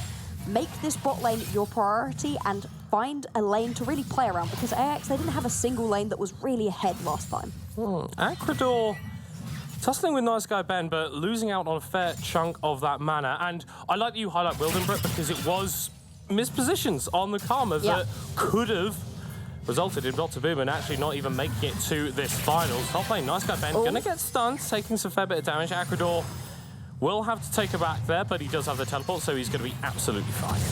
You can see this bullying right here. Boomin going to pick up that Scuttle Crab, and then Teko just straight through the mid lane. Going to head to pick up that top one as well, giving him a nice advantage over Shades. And once again, Teko feeling good about himself, and on that main pick for this guy. It is his Skarn, and he loves this champion. Yeah, I'm sure Doctor, if he's watching, is going to be really happy. That guy plays Skarn top both, which a little bit less justifiable, at least in terms of my eyes, but it is what it is. Again, first few minutes have gone down with not too much action from either of these sides. Not too much. Interesting to just watch Yankler with these Mystic shots and how many of them he is landing. It is a real mark of a good Ezreal player to be able to land a ton of those in the early laning phase. Ganking the top lane. Oh, Nice Guy Ben, no flash on the Gwen, remember. That's a very well-placed pillar from Shades. The Chomp as well, stun comes through. Gwen's moving very, very quickly to flash forward! First blood for Shades. There we go. We wanted to see Shades getting involved in this game, and here he is, 4.5 minutes into the game, gets a kill onto top lane. That's both summoner spells, 2 out of Nice Guy Ben. And Nice Guy Ben not being able to just sit in this laning phase, he's not going to be able to just constantly run the game from the side lanes. Great stuff to see, but we need more of that from AIX, right? Because we've seen how Boomin, when it gets to that sort of 15-minute mark, when all of them are on the same screen, it looks very, very good. But this is the start that AIX wanted in this game. Really is. Look at the size of the wave as well that Ben just lost out on because he didn't have the teleport. He's going to be able to pick up this second one, but still putting himself behind quite badly. Going to be a reset out of Acrador, and that's all you need to do as Shades, is find those gank constantly, and it's a pretty hard champion to gank onto. With the Hallowed Mist, you know, had to get inside of it to be able to actually land any of those abilities. That pillar was huge, and the confidence out of Shades to flash forwards. After last game, we were worried, perhaps, that he wouldn't be as confident. Coming in, we'll have a look at this replay. Landing up. Gonna drop the Hallowed Mist at this point, so Shades having to jump inside, dropping the thumbs up as well was Nice Guy Ben. Still confident even at that point, flash forwards, managed to pick it up. 400 gold onto Shades, a nice chunk right there. Exactly what we want to see out of this jungler. It's going to be the Drake pickup right there for Teko Teko. Hold on. Whilst we were in the replay, I think another kill went down onto Nice Guy Ben, and looks like that was a solo kill from Agrador. We'll have to see how that one went down, but if things were going bad in top lane, they're going even worse now. And all of a sudden, that's the lane that you were able to play around. Oh, hold on. Teko. Oh, he's going to be counter-ganking Shades. He's got the level 6, so an advantage on the air jungler, but if he can get the gank to work, it's going to be fine. Shades taking so much damage as Marth is able to rain it down. 1-for-1 thus far as Teko Teko picks up Dr. Boomer's first kill of the game. Just going to be able to pick that one up. You can see the engage onto Marth, who was able to flash away. Wildenbrook didn't have it up, was just taken down, but Shades going to be taken on the counter-gank. I was watching Yankler just leap away as quickly as possible from that level 6 up Skarner. Oh, from Nice Guy Ben. Agrador falling low, the needle. What? Snip. Not going to take him down. Ignite. No. This doesn't kill him. No, it does not. He survives. I was wondering if there was going to be a little bit more counter-engage. Agrador, like you said, did manage to pick up a solo kill as well onto the top lane. Possible another gank out of Teko Teko, trying to make this bot lane uncomfortable. I mean, he still has the ult there, the Impale, if Yankler and Shaki get a little bit too far forward. Don't arcane shift onto Marth, whatever you do. Level 6, though, hit for the Commonwealth, can start poking with the living artilleries, and Yankler, I don't know if he knows, but he is in a very scary position right now. Not got a lot of health, gonna walk into the bush. Ooh, Teko Teko drops the E down, is gonna pull him actually away from his team, but Wildenbroek will get the kill nonetheless, and Shaki will be easy pickings under the tower. Reset the aggro, the cat goes splat. Teko Teko with his second of the game. And you can see Teko Teko wanting to focus down onto this bottom lane. It was the lane that was going well for AIX in the previous one, was feeling pretty good during the early stages of the game, and now you've managed to get 3 assists into your combo. You would prefer to have some of the kills on him, but still 2-0 and 1 sat on Teko Teko. Both of these junglers making it work in the early game. I think that's the key thing. Shades looking at that bottom lane play, he goes, okay, we've got a little bit of an opportunity to take down this Rift Herald on spawn. Agrador's going to move over and help him out. And I think something that we need to really talk about is mid lane, Bloxer, because we haven't talked about mid lane. Shiro on this Azir has had a heck of a lot more safety. He's been having a much better laning phase up against Goose, and if Shades and Agrador could make a gank work, then that would have been even better, but the fate sealed from Goose defensively gets him out of that sticky situation. Wildenbroek flashing onto Yankler. I love this guy. I love the confidence. He's the GOAT. He's absolutely the GOAT. Shades going to walk into mid lane. Maybe some of that Rift out and feed some plays over to Shiro. Goose needs to be careful. He's low HP on the Yone. Has to just back out, places a ward over onto that Chicken's, really showing that he is trying to play defensive, keep himself alive. So far, we've seen the Fate Shield used as an engage tool, a disengage tool, but not actually to hit people, particularly. Interested to see if that will change. So if we take stock of our lanes, we can see that Black Cleaver now completed for Teko Teko, the first one to have a completed item right here. Nice guy, Ben. Level down in the top lane, Agrador just going for a short trade. And this is what you can do on the Sedrani, right? The bonus damage that you get against stunned targets is so ridiculous. You drop it down and then you walk away. Yeah, you just constantly poke, especially with that Ignite too. It gives you so much priority in that lane. Possible gank into the bot lane. Shades has made it into this middle brush. Should now be able to walk up one further. There we go. He is there. No flashes. Oh, what? Agrador's just killed Nice Guy Ben again. Marth walking forward, but Shades can't get to him. It's not going to matter though. Yankler takes him out, and AIX, I feel like they took game 1 personally. They really did. I did not change my prediction. I said I might think about it. Did not in the end. Wildenbroek needs to be careful. Teko Teko is behind still. Wildenbroek very well. Flash for the dive once again. Shades this time will trade his life. Actually, a teleport into the bot lane. Boomin Academy, it feels like they're grasping at straws right now, but Yankler and Shaki have nowhere to go. Impaled, pulled back into Nice Guy Ben, who gets his first kill and gets his second. Quick kills right then. Nice Guy Ben feeling pretty good about getting those kills because the rest of the map is not going well for him. Look at this top lane getting pushed in constantly. Got solo killed for the second time that we have not yet seen. We'll get a replay of it right now. Nice Guy Ben, he's got so much health. It's not just under his tower. Agrador's not just going to walk at him, press all his abilities and kill him. Agrador just walks in, presses all his abilities and kills him. Just nice and clean and easy, making it work up in the top lane right there.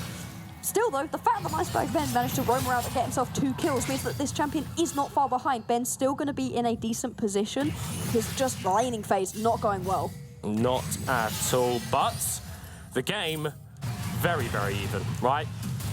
Basically dead even on gold, basically, well, actually dead even in terms of kills. Boomin going to be able to pick up their second Drake of the game, and I think the key thing, if we are looking at where this gold is going, is that, yes, Acrador and Shades are strong, but the only real carry that I'm seeing getting kills here is Nice Guy Ben. This Gwen will eventually take over. Marth needs to be careful as Shades should be able to dive him under the tower, but Nice Guy Ben here to provide a little bit of backup. That Herald should be able to take down the tower. Shades needs to be careful here. So Needlework is going to come through, pops up the pillar, taken out. Wildenbrook with the kill. His first tower going to be going down, but it is not without any blood. Shades stepping way too far forward. Shiro needs to be careful here. Yeah, his soldiers out in front of him, going to be impaled and pulled back by Teko. Teko dropping the stun, dropping the damage, but Shiro slides and glides himself away. Shiro, you can see why he picked himself up that champion, just to be able to survive, even with the impale, managing to keep himself just about alive. No. Ooh, Wildenbrook, you are a very, very dirty player.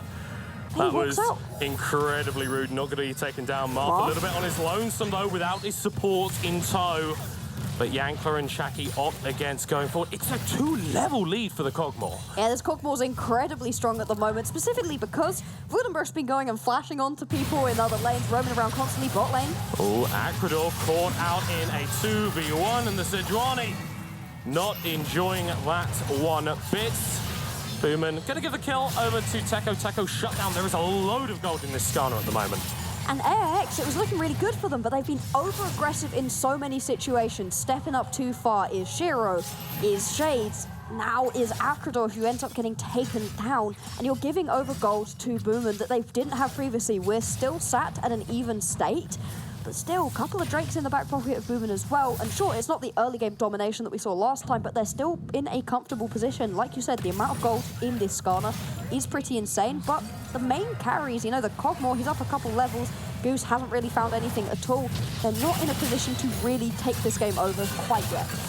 Oh, Nice Guy Ben does have the Nashes too, so he's doing a bit more damage in terms of the 1v1, and that's kind of how we're expecting this matchup to go. Even a level down, the Gwen always going to get 2 levels down at this point, always going to get to a point where she can provide damage. Wildenbrook, I'm not sure if you're going to be able to win this 1v1. Actually pops this blast code, so he's not going to be able to escape regardless.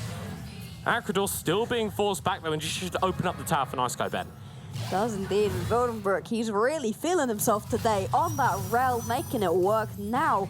On this Karma, stepping forwards like he's on an engaged champion again. Even though Karma, relatively squishy, has plenty of speed ups. Yankler, Shaki, they need to be a little bit careful here. Stepped pretty far up, multiple members. Shades is there. Yeah, there goes the Shirelli's. Teko feeling about it, but multiple members of Arax are going to be able to get over here. Pulls back the jungle, but he's so techy, he's going to be able to slide, push back like Shiro, and it's a shutdown onto the Skarner, and Shades is still alive. Goose gets him with the katana on the backline before he pops right back. 1-for-1, but it's AIX. A little bit more confident in how they're playing Goose. 20%, 15% HP, mid lane tower opening up. Nice engage right there out of AIX. Oh, straight onto Wildenbrook, who stepped too far forward. They're going to pay for it with a tower as well, and AIX making that work in the mid lane. But Ben on a side lane, pushing, making this tier 2 turret disappear right now. He's going to be able to pick this one up, and that's a huge increase of gold.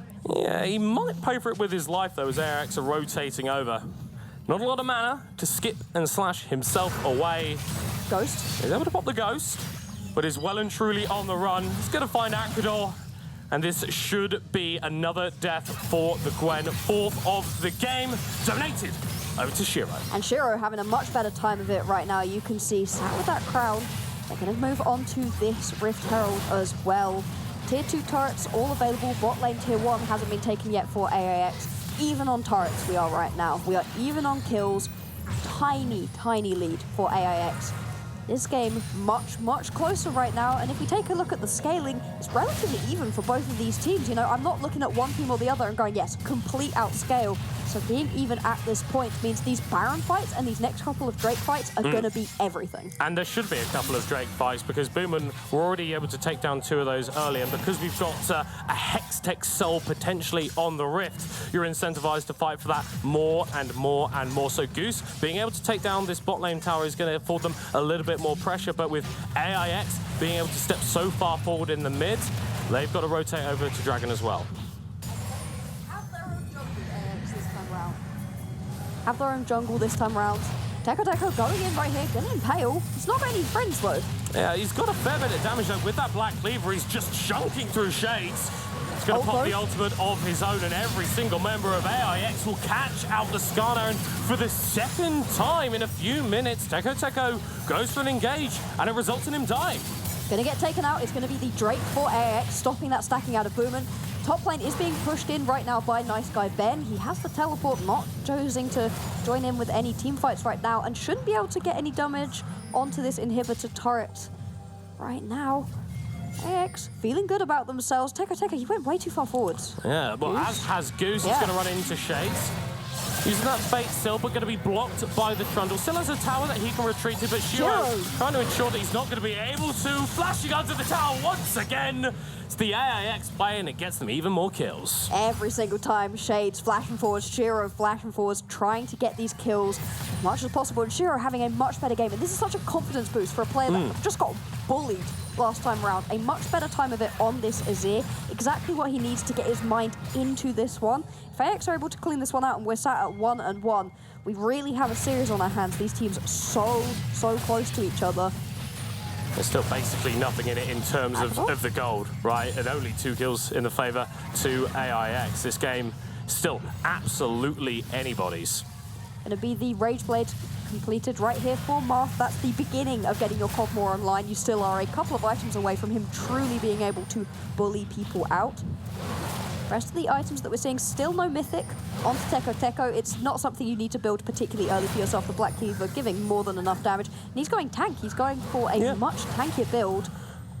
Just needs to survive the initial engage, and the rest of his team will be able to clean up. Yeah, maybe something like the Radiant Virtue to come out, because, I mean, we talked about in Champion Select, you've got 3 carry lanes here. You've got a Gwen, you've got a Yone, you've got a Cogmore. Any one of those champions can completely take over a game and win it for you, but when you've got 3, it can change all in an instant. Goose being caught out by the Glacier Prison, but he's able to go back to his soul, dashes away from the true shot. Mirage just to teleport into the fight in the bottom lane. Shiro arrives on minuscule amounts of HP as Teko running for the hills until he dies. And on the other side, Vildenbrook falls as well. It's just huge damage all over from AIX. That ultimate out chapter, that last chapter was huge. It just stunned up everybody, completely neutered the engage out of Boomin. Teko, that's the second time that we've seen him go in, impale onto Shades, and Shades is a tanky man. He is perfectly happy to be the engaged upon target.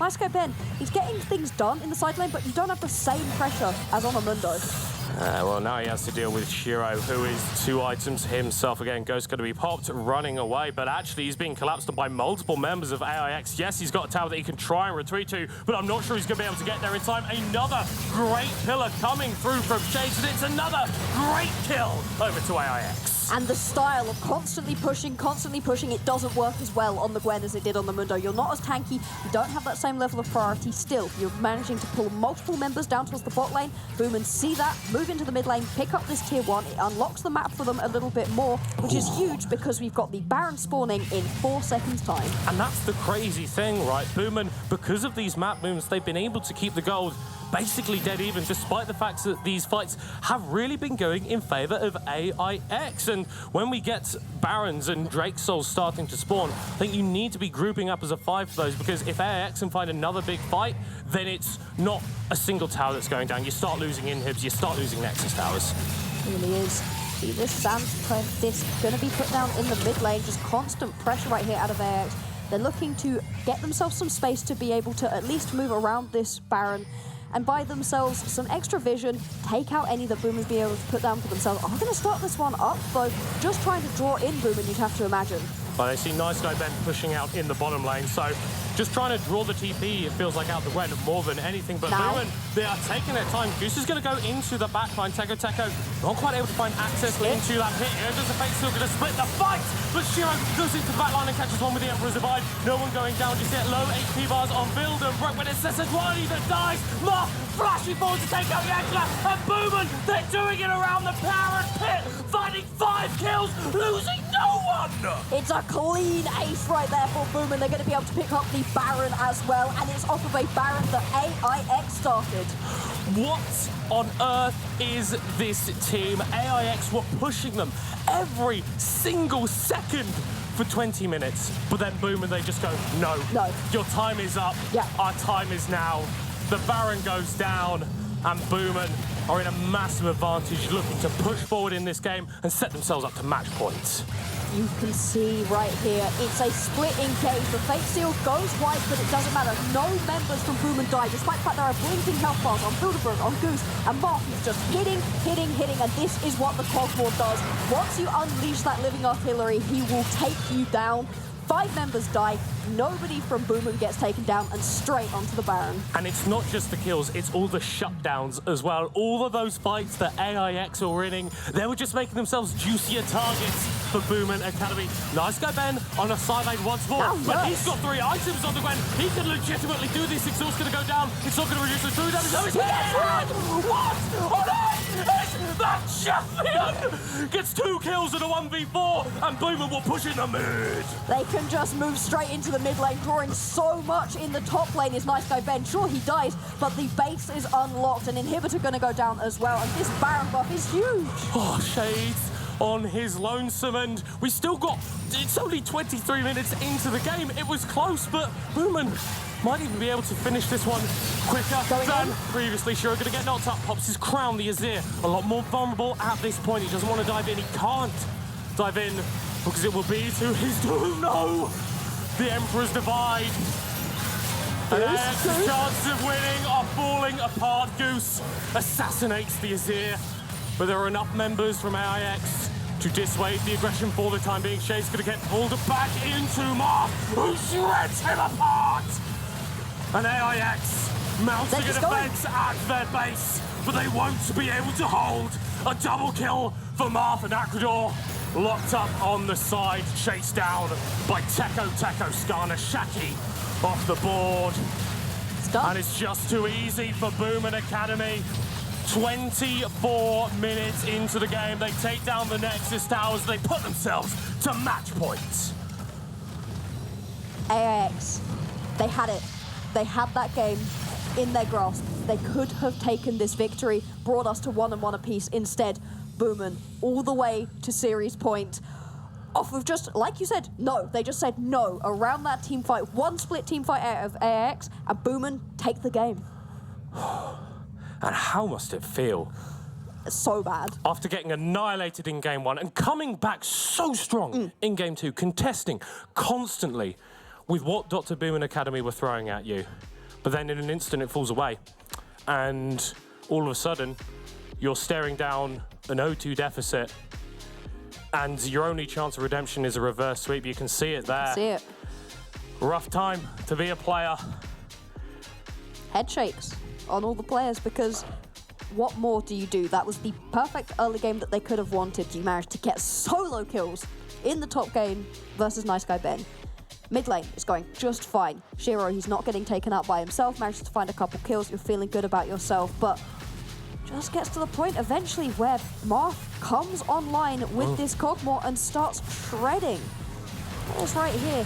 Teco goes on the engage, steals away the Sejuani, and this is early game brilliance right here. Shades does eventually die, but it takes Goose going flying in, who does then eventually pay for this with his life. But all the time, in all of these replays, there is one consistent factor. It's Nice Guy Ben in a side lane, taking down waves, taking down towers, building himself to an unstoppable gold advantage. And this was it right here around the Baron, a Baron that AIX wants to start just to draw the teleport out of Nice Guy Ben, and instead it all gets split up. They do not manage to find any kills. And that's it. From that moment on, It's done. It is done. AIX down 2-0.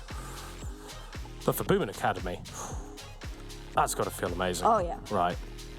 And there's a little bit of me that wonders, was it really close? Were Boomin really ever in a position where they felt pressure? Because AIX, they were winning fights, but Boomin Academy, they didn't seem to panic. No. When that Baron got started, they were like, okay, we know that we can win the fight, we'll teleport to this and we'll take it over. And I think it is such a boon for University Esports to have gameplay that can be executed like that. On the drop of a hat, just go, no, we are winning now. Yes. Right now, we fight. And it's off the back, once again, of Goose using that Yone's Fate Sealed, missing it onto everybody, but just splitting the team fight. Immediately, you are away from your main carries, and when you've got yourself a really tanky top laner and a really tanky jungler, they need to be the front line. You cannot allow your Ezreal Yumi to get caught out, because once they are, it's done. There's nothing more you can do about it. We saw it in that team fight, and if Goose keeps getting given that Yone, I don't love the chances, to be honest, of AIX. Shout out to Vilderbrook as well, actually. Madman. Most annoying karma I have ever seen. This man will chase you to your fountain to stop you recalling. It's giving Hilly really strongly. It really is. Constantly going in, really happy to be aggressive, and I want to keep seeing it. Absolutely. Well, we're going to have a little bit of time before you can see it, Boxer, as we are going to be jumping to a short break before Game 3. But stick around, because we're going to be hearing from Yankler about his path in University Esports. Yeah, hello, my name is Yannick. I come from Aachen, from Germany, and my in-game name is Yankler. Yeah, it's my first time playing internationally. Yeah, I mean, honestly, playing people from our home country or playing people from Spain or whatever, or other countries, isn't too different, because you just play the game.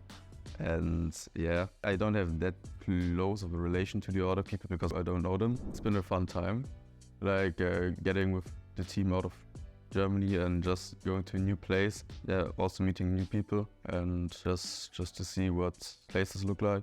It's been cool. Yeah, it will be my first time playing in front of a crowd. I think it will be nice. I'm looking forward to it. In Germany, we have each year the finals of our regional league. It's also offline, also with a crowd. I've been there like 3 times. I would not to play, just to watch, and it has always been a nice atmosphere. So I'm looking forward to it. I hope it will be really good, and yeah, I hope it will be great. Auf geht's! Okay, nice.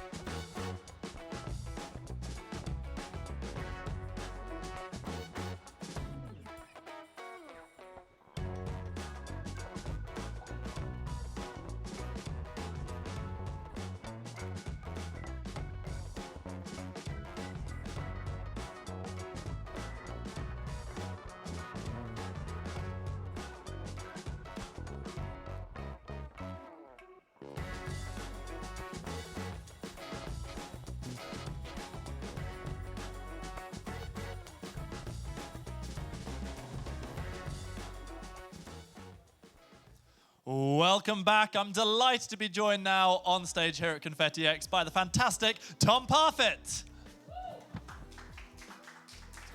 Tom, you're part of our amazing production team here. You've been doing the observing for League of Legends. You're going to be doing some tournament admin work later. Tell us a little bit about more of the work that you do for Newell and here at UEM and also for Confetti.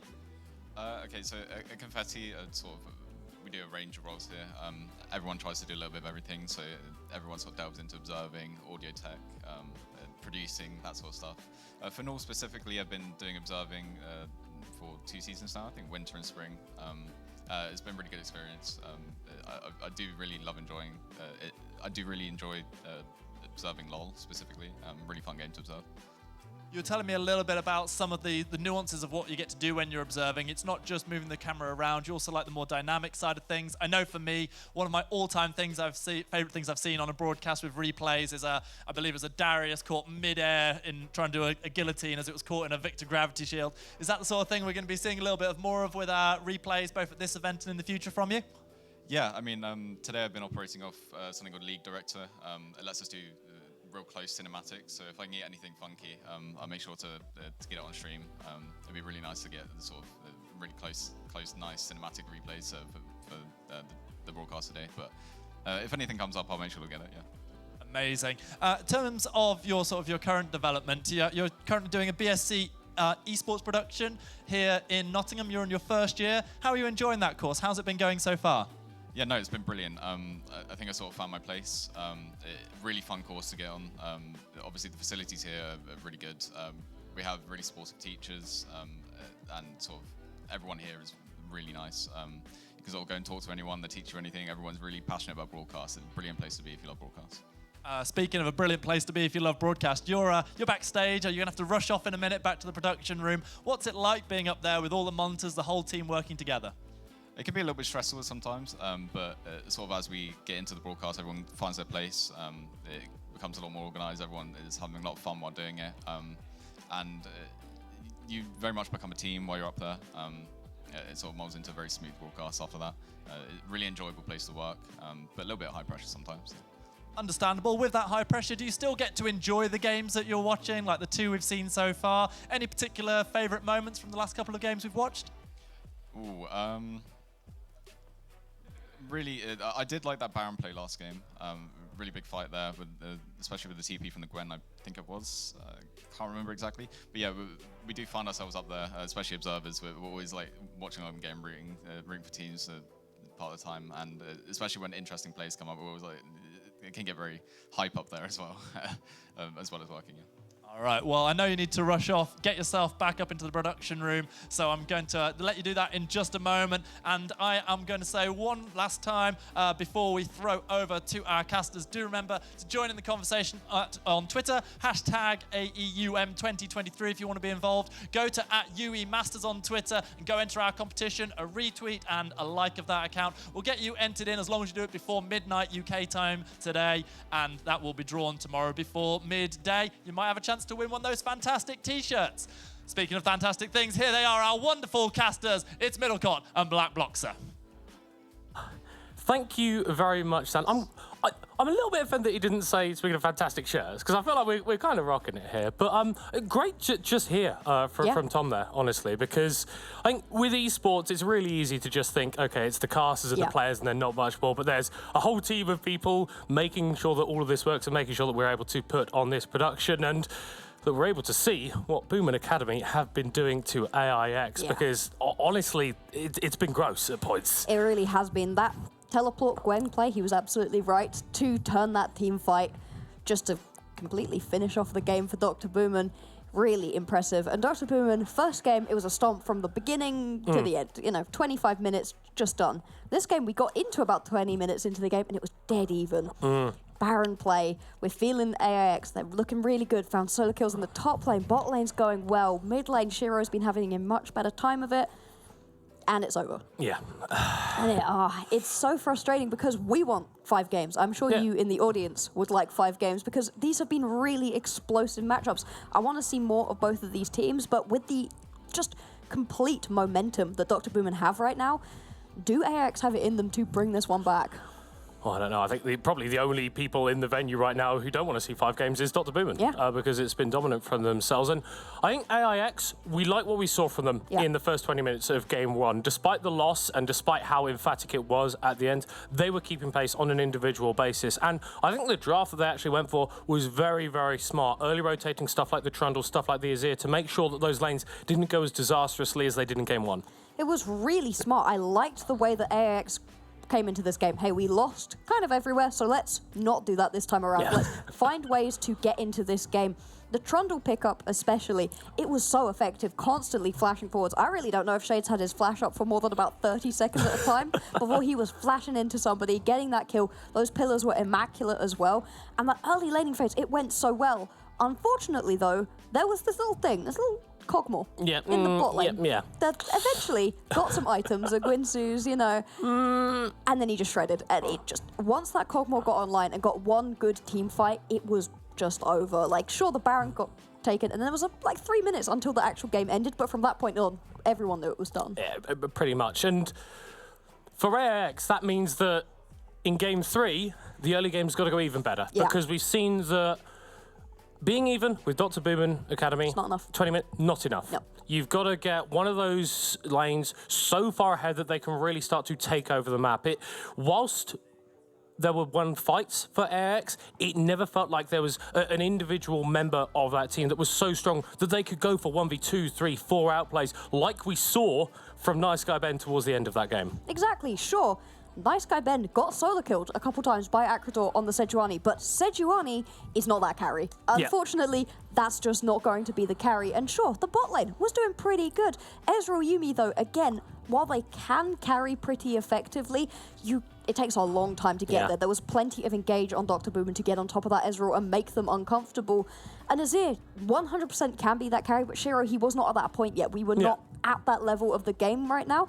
Dr. Boomin, they clearly can turn it on at any point in the game. Like you said, I think AX, they need a composition that comes online now, like immediately. I think maybe you can actually try and leverage that top lane, because even in game 1, we saw Akrador being able to accrue pretty significant CS advantages over Nice Guy Ben. And so if you give him something like maybe a Camille, something that can carry and have a little bit more impact in the game with those kills, then come 20 minutes, maybe it's not Dr. Boomin at even state with AIX, maybe it's AIX with a 2, 3, 5k gold lead or something, and then anyone's game. Try out split push, the split pusher at this point as well.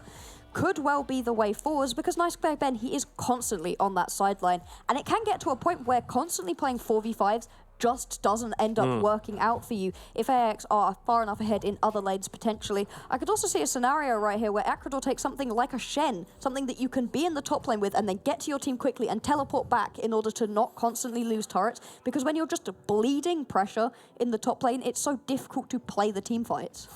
Absolutely, and I think that pairs up a lot nicer with Shades as well, getting him more enabled, because the Trundle, it was almost that, right? It was almost there, and it felt like if he got a little bit more kills in the early game, and if that team fight at the Baron doesn't happen, if that team fight at the Baron doesn't happen, then maybe there's a chance there. But for Boomin Academy, I don't know how I'm feeling coming into this game, because it was a lot closer in game 2, but once you got to your power spike, you were able to close it out very, very cleanly. Do you feel like they need to change anything coming into game 3, or can they just close it out nice and clean? I think they're in a position to be able to close it out right now. We can see it on our screens, and if you're in the audience, you can watch them. They're laughing, they're joking, they feel good right now. Dr. Boomin Academy, there's no reason to change things up. In the previous game, you didn't really ban out anything specific that you'd seen previously. I don't really expect them to target ban too much this time around either, because they haven't needed to. They're in a very comfortable position. It would take a reverse sweep right now out of AIX to be able to take this one home. That's such a high mountain to climb. Whereas Dr. Boomin, they're feeling good, should be able to close this one out nice and cleanly, but it's always another game of League of Legends. And the last one, like you said, it was closer. Some things go slightly differently. They have to respect AIX, but I don't think they have to change. I think play with no fear, but play with respect, right? You know that your opponents can actually go toe-to-toe with you at points, but your communication, your team play has shown to be that little bit better. And it's a result that I think Boomin are going to be very happy with. Obviously, they are 2-0 up in the finals, but with the investment that went into this team, both sort of financially and in terms of resources from the university, I think it's absolutely imperative that they come up with a big performance in the final, and that is exactly what we are seeing from them now. Jumping right into the draft right here, we're going to see these first couple of bans. It will be the Pike and the Kaiser taken off of the board. Once again, AIX, they're not going to let this Pike through a single time, and you can understand when Wildenbrook is jumping forwards all of a sudden on a Karma. You know, he clearly is missing that Pike. Are going to see a Nazir ban. So, Boomerang, they did not enjoy playing against Shiro on that champion. You can't really bully him when he's on that. Yeah, and I'm wondering if maybe they ban out something like the Syndra as well in this first phase. Not typically something that you see, but Goose was not having fun in that mid lane matchup, and I think a big part of why AIX were able to stay so competitive for so long was the fact that that Azir wasn't getting bullied, wasn't getting pressured. It's going to be the Ivan ban instead, leaving that Syndra available. See what this first pick right now is going to be. In patches past, it would just have been the LeBlanc instantaneously. Unfortunately, now you don't get that one. Just going to go straight back for the Sejuani. Yep. You can understand it. Nice, you can change it between the two lanes, and Acrador had a good time on it. Yeah, and it's been first picked every game in this series so far, but we are seeing something very, very strange for 13.13 Jinx. Not something that we typically see. We know that Marth is very, very good at this champion, but maybe there's an angle that Yankler and Shaki can exploit. We've finally gotten rid of the Jinx, or at least we thought so, and here she is popping back up again alongside that Nautilus. That's one of those priority bot lanes that we've been seeing a lot of. Marth, it can just sit there on the Jinx, try to farm up, because I do not expect Wildenbrook to spend any time down in the bot lane with this Nautilus. Yeah, you get out of lane, you go to mid lane, and you make someone's day very, very unpleasant. I'm interested that we haven't seen the the ban on the Skanda there as the Dr. Vilvace. I love that thing. That's just so cute. I want one. Do they sell them? Yeah, is there like a merch shop that we could go to? Oh. That's the Cockmore.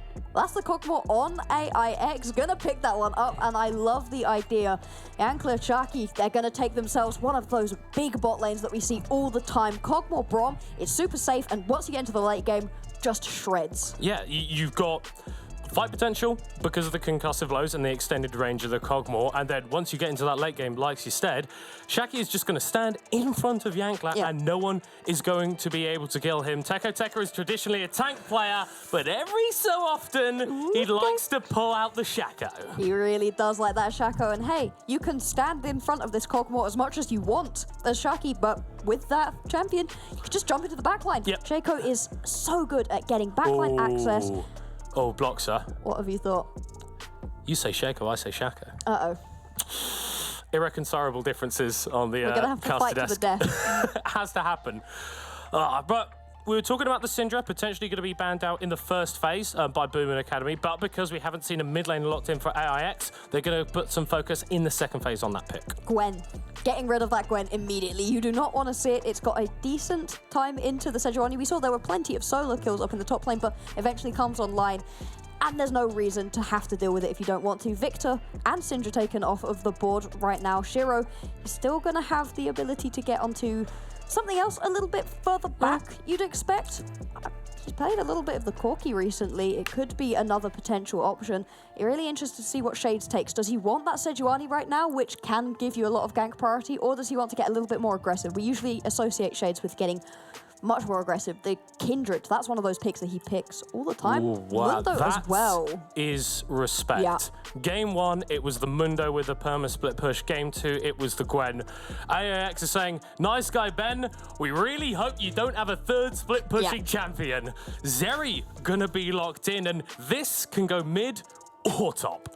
Can do, and you're just constantly moving things around. There is no standard picks out of Dr. Pooman. They want to just move things all across the board right now. And Zeri, when you've already got a Jinx, in metas past you would be like, what on earth is this? Instead, it's relatively standard at this point. Zoe, as a potential for Shiro, does let him play from quite far back once again.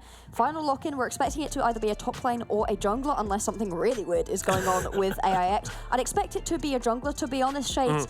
His style doesn't really work with the Sejuani, but I'm sure he'd be fine on that one either way. Yeah, fundamentally a team player, right? And if your team wants you to play Sejuani, you play Sejuani. Jankos knows all about that one. And I like that Boomin are leaving their mid lane for last pick. They've recognize that getting an advantage versus Shiro has been the way that they were able to close out game 1 so easily. So if Goose locks in something that does well against the Zoe here, it's going to be disastrous for AIX. AIX, they need to play around whatever this counter pick is potentially going to be. We'll see, does it want to be Goose? Does it want to be Ben? Sandra being hovered right now, it gives you a ton of extra engage and a lot of protection onto Goose. Potentials to be getting aggressive or defensive right there. We'll go into the mid lane, and so, please swap that. Yeah. Jinx. Right. So, this is deep Middlecott lore. I have a 100% win rate on Jinx top. How many times have you played that Once. champion? Okay. What level? Silver 3. Okay. Didn't realize I was going to be interrogated about it so much. Please swap it. Please, I mean, Please swap the standard is until 20 seconds. Yeah. I don't really know what the procedure is here, but this is what Boomin can do, right? They can move these picks around in weird and wonderful places. But let's look over at AIX just We for at the least time know being, where that is. whilst we're working out what's going on with Boomin. Jarvan for Shades. I love this. This feels like exactly what we need from this jungler. The Trundle gave him a load of power in the early game last time around. This is even more. Especially when you pair that up with a Kog'Maw and a Zoe. It's like shooting fish in a barrel. That Cataclysm locking people down.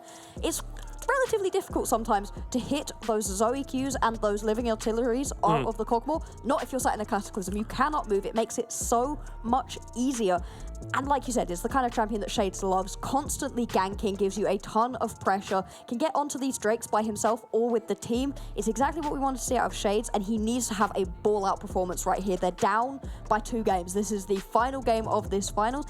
If they lose this one, it's a 3-0, which you do not want. Not against your fellow countrymen, especially. Yeah, it is, especially when we hadn't seen these teams play before. Yeah. At all, right? Even domestically. AIX and Boomin Academy hadn't gone up against each other with these rosters, and honestly, it's looking very, very one-sided right now. Really is. We were talking to them, you know, we've all been sat in the same sort of place as hotel for a couple days. We're like, so did you guys play? Who came in as the first team? We're like, no, not on this roster. We'd never interacted. I'm not entirely sure how the domestic German scene works as such, but the fact that they're coming in right now, the first time these teams are facing, and Dr. Boomin are looking so strong, AIX, they really need to step up. Otherwise, it's going to be some serious bragging rights over on that Boomin side. Oh, absolutely indeed. But I think they've got tools to themselves, right? Oh my word, he's got the owl inside him. He's wearing it in like a little pouch. That is absolutely adorable. I actually love it. Dr. Boomin, they're really trying to win over the fans, I think, with that one. And I got to be honest, it's working. Yeah, well, no, we're casters. We're meant to be unbiased. Bloxer. Okay. So we are heading onto the Rift for potentially the last time. AIX need to show us, well, frankly, something better than what we've seen thus far if they want to avoid the ignominy of falling down 0-3 in the finals. Dr. Boomin Academy, one Nexus explosion away from making history. Feeling incredibly good about themselves right now. Both teams stacking up on top of each other, potentially moving into the river. We might see an engage right here. No. Taka has already placed down that box. Shaki is going to get feared, and Engage is going to come through a pullback onto Acrador. Shades on the front line, Goose being ignited. It's first blood for Nice Guy Ben. The recess for the Jinx. And I think game 3 might be over at level 1. Shaki gets one back onto Goose. But Boomin, they're getting the more. Shiro dies. It's a double kill for Nice Guy Ben. Triple kill for Nice Guy Ben. And if you needed to win this game to stay alive in this series, it is starting horribly for AIX. Oh, the AIX members have got to be so mad about themselves for going for that invade. 3 kills onto the, sorry, I feel like we need to say it again, top lane Jinx. Look at that. Cull was what he started with, now double longsword and some boots. This lane is unplayable for Acrador. Well, you'd have to hope that Shays can maybe shut down this Jinx at some point as they try and walk in to disrupt the Shaco invade, but that Glacial Augment is doing so much work. Everybody getting taken down. Acrador, once you get that, get excited onto the Jinx. That speed boost is huge at this point into the game. They're Turn another kill. Chucky picking up one, but then another hook landing onto Shiro. Nice guy Ben, final auto attacks, takes that one down. 3 kills, 1 assist immediately onto the Jinx top lane. Oh, Yanks are getting caught out once again. No flash, no ghost on the Cogmore. And it could be a 5th kill for Boomin. If AIX's bot lane is not careful, they're going to be able to disengage for now, but it's a massive health advantage here for the Zeri. Going to have an XP lead as well as they're continuing toward Willenbrook. Not quite connecting with the hook, as he's going to be forced back. But Boon Academy, they saw that AIX was able to contest them in the early game last time around. They're refusing to allow that to happen. Absolutely not. Level 2 hit first as well. Out of the bot lane right here, and this early game is exactly what AIX did not want to happen. I mean, every single lane has fallen down. The only kill you get back is Chucky manages to pick one up. He's up with a cloth armor, which doesn't mean anything. Shade's going for a gank right here, but going to be spotted out and only on about half health as he goes in here. Could end up in a bad situation. Still gonna go. Yeah, he's gonna be able to find the flag and drag, but not connecting with the CC. Wildenbrook Techo gets himself away as Techo. Techo is here. That bot's gonna go down, but the fear not quite landing. Shaki gonna get pulled back by the hook. Wildenbrook absolutely going forward. Every chance he gets. Shades caught out, oversteps. First kill for Marth. Oh, you can see the idea. Shades, a little bit of a desperation play going back in. It could have ended with no kills. Said wanted to pick up that kill onto Wildenbrook. Does not manage to find it. Another kill over to Marth. And at this point in the game, we said we wanted a nice early game out of AIX. The exact opposite has happened right now. The only lane that's sitting relatively untouched is the mid lane, but still, you end up with a kill onto Goose, death onto Shiro.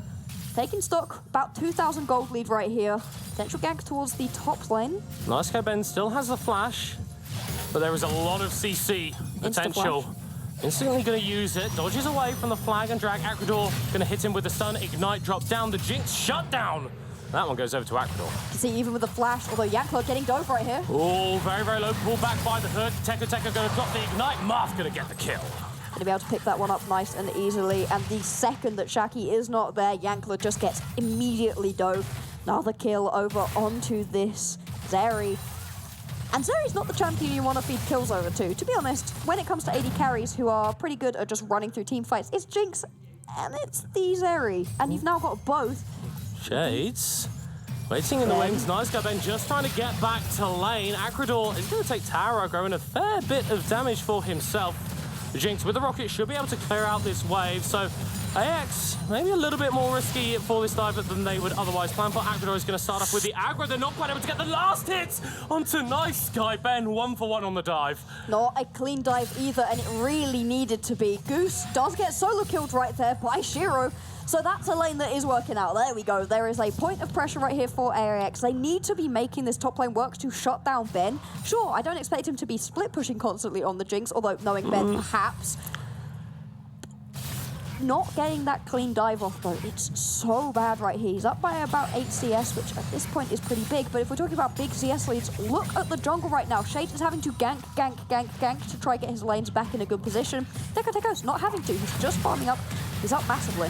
Oh, Chucky gonna throw out the Winter's Bite in the bot lane, and means Wildenbrook actually taking so much of his HP and damage. And this is what you got to respect about the Cogmore Braum lane. It's not just about the late game, it's got early prio too. Really does. And just Wildenbrook, we know he likes to get aggressive, so constantly chunking him out down below 50 HP already. Be very careful. And for Chucky. Shiro, constant poke with that electrocute as well. You can just deal so much damage all of a sudden. And I feel like I've been talking at a mile a minute. We're only 6 minutes into this game. Well, we have had 11 kills go down, so I'm not surprised that you feel like that. But I think the mid lane going a little bit worse for Booming Academy than they necessarily would have expected, right? They counterpick this Lissandra into this Zoe for Shiro, but we're going to have to hold that thought. I think Shades looking for another gank in top. Just constantly looking towards these dives. Nice guy Ben, no vision, no flash, no ghost, possibly no life in a second. No hope of escape. The Glacial Prison lands, and Shades gets the kill. You can see Shiro also made his way up towards that top lane as well. He'd pushed in the mid lane and was able to. So just constant pressure. And hey, you may have gotten 4 kills onto Nice Guy Ben during the early stages of the game, but you're able to turn that one back, give him a lot of deaths. Goose. Ooh, if he'd have got hit. Teko running forward. The ult available for Lissandra, but she's going to get a chance to cast it onto Shiro, but not before she drops down. And now a 2v1. Teko will have to run. Does have the ult available if he's going to pop that. He uses the clone, but he's still going to fall asleep. He's still going to get taken down. And AIX, after a disastrous level 1, have evened up the game. Heck, I'd say they're in the lead. They are indeed. If we take a look at the gold lead, they've managed to pull it all the way back. Their champions have a lot of late game priority too. Feeling pretty good about themselves right now. And hey, maybe the actual answer was that AX needed a terrible early game to turn it into a brilliant later stages. Being sat even after what happened during the early game, I feel really good about this one. It makes this game a little bit closer.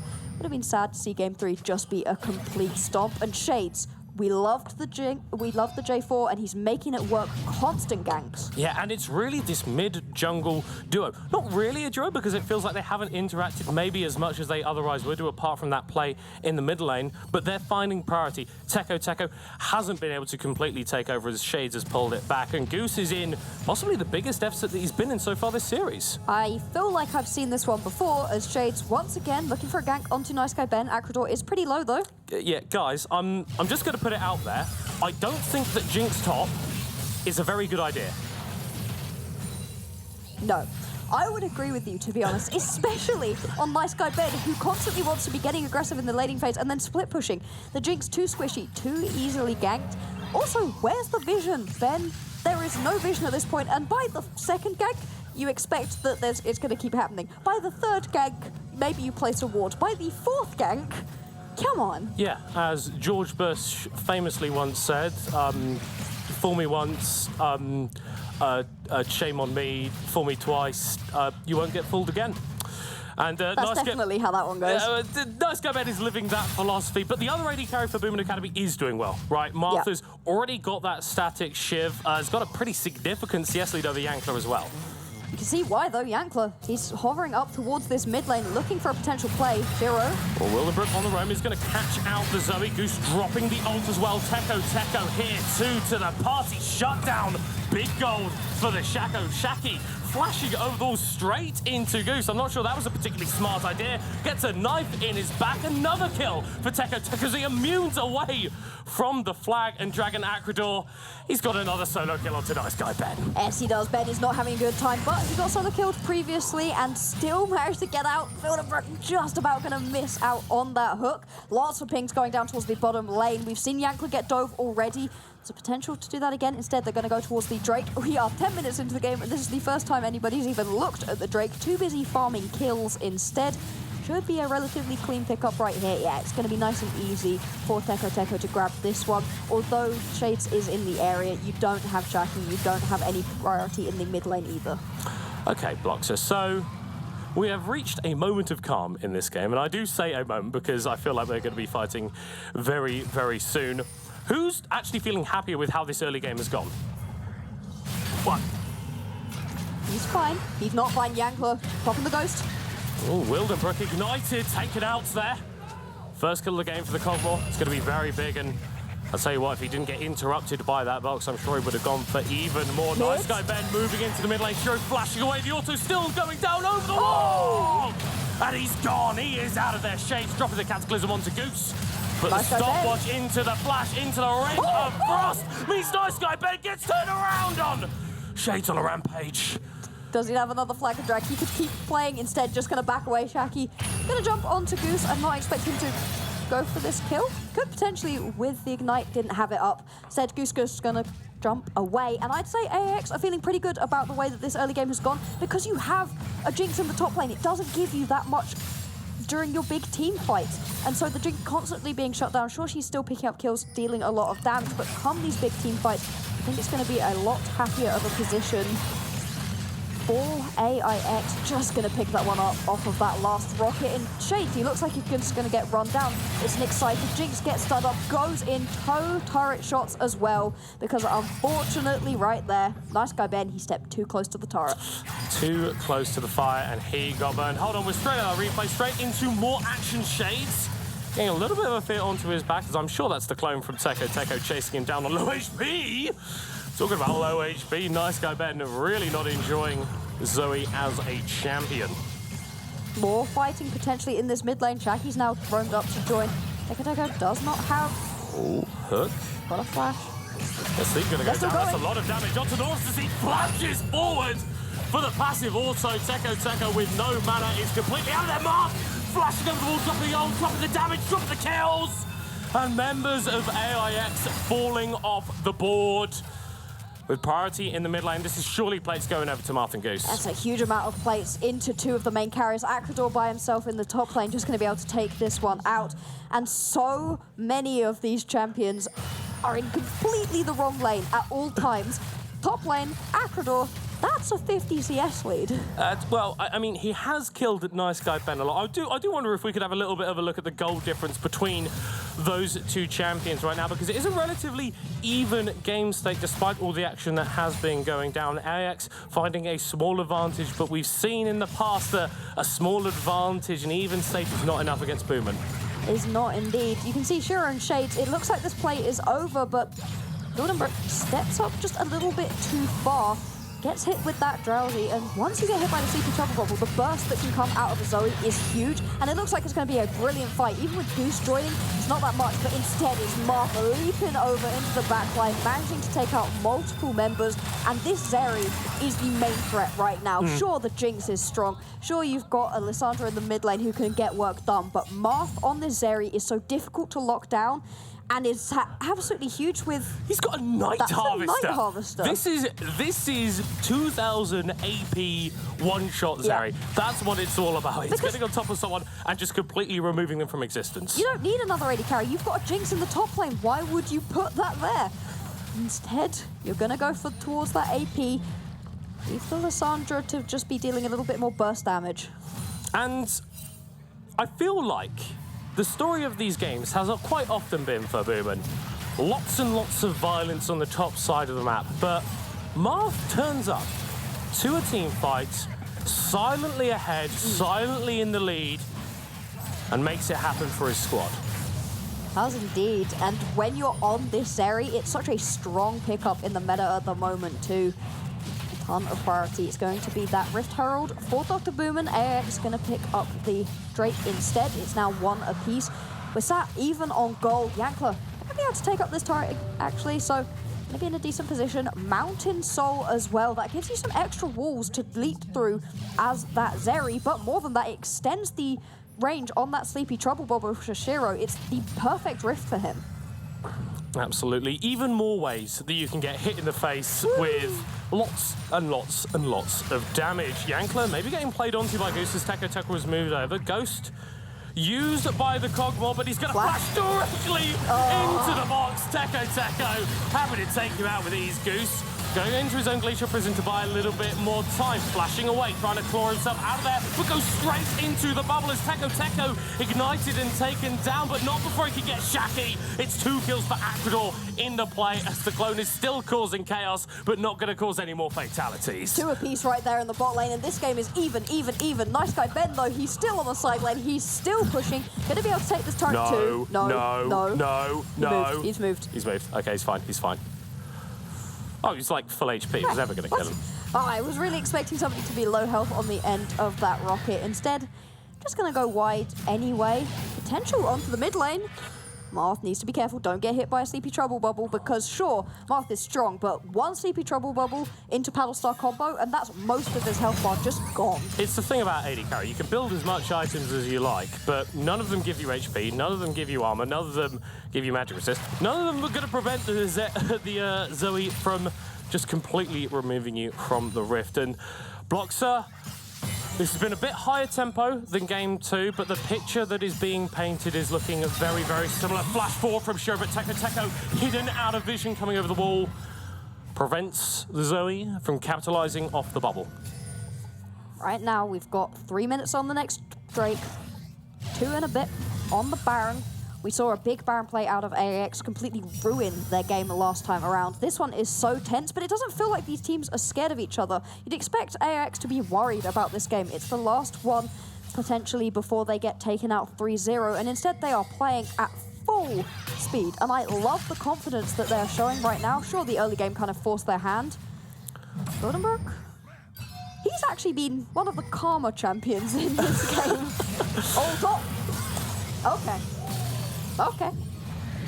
Wait, do they have Tekka too? Well, Shaco pretty good at getting over walls. So the answer to that question is no for now, but Shades still chasing. Content to chase him as much as possible. Wildenbrook getting bubbled on the other side, losing 50% of his HP because Zoe exists, and now he could be at real danger of dying. Dodges away from those skill shots and actually goes back in onto Shades, sees a window and shuts it. Immediately the turn and burn. Whenever you have got Marth around on this area, you're able to just shred through people. This AP Zeri just does so much damage. Chaki, he needs to be so careful here. Tekka has a fair bit of damage. Wildenbrook. Again? Honestly, it feels like these Sleepy Trouble bubbles have been heat-seeking from Shiro. Top lane just constantly Liankula trying to absorb as much CS as possible, but he's still down by about 60 when compared to Marth, who's been able to roam around the map and pick up so very much. Yeah, hold on. 210 CS at 19 minutes is good by any standard of League of Legends. Marth is absolutely insane. He's been popping off this entire series. If we take stock with where we are at with items, we've got a couple of items on the Zeri. Everybody else on Boomin has just one. Over on the other side of things, it's a very accelerated Sejuani. Deals a ton of damage, is incredibly tanky too. But we said it in the last game, Sejuani is not the carry that you are protecting. It is Yankler right here. On this Cog War has completed that Blade of the Ruin King, making his way nice and quickly towards that Rage Blade, but still, you're ways off of that, and that's the point at which you really start to deal damage as this champion. Yeah, and I think even when you consider just the 1v1 matchup, because of the burst build that Marth has gone towards, Yankler is going to have such a hard time existing if the Zeri is ever able to find access. There is no vision right now out of AX in their own jungle, whereas there's a ton for Boomin, and it means they're constantly getting pushed away. Baron spawning, potential for a very quick Baron take out of both of these teams, but specifically out of Boomin. Big fight in the mid lane. Wildenbrook having to hook himself away, but AIX with the access will find the engage. Flashback away from the Nautilus. Obviously still has the Hex Flash, so not the worst thing in the world for Wildenbrook, but it does reduce his playmaker potential a little bit. See how much damage Marth is just doing. Ooh, just gonna throw out that Super Mega Death Rocket in an attempt to chunk Yankler out even more. There's a Drake spawned, there's a Baron spawned. Both of these teams sat at one Drake apiece as well, so either or is perfectly happy. Or just pushing Wildenbrook away. Pushing mid lane right now. Good priority for AX. It means they're going to be able to choose which way they go, but still hovering around the Baron, starting it up right now. Okay. AX will be able to tech this as Tekka, I believe, is using the clone, and Nice Guy Ben is over the wall, DPSing it down.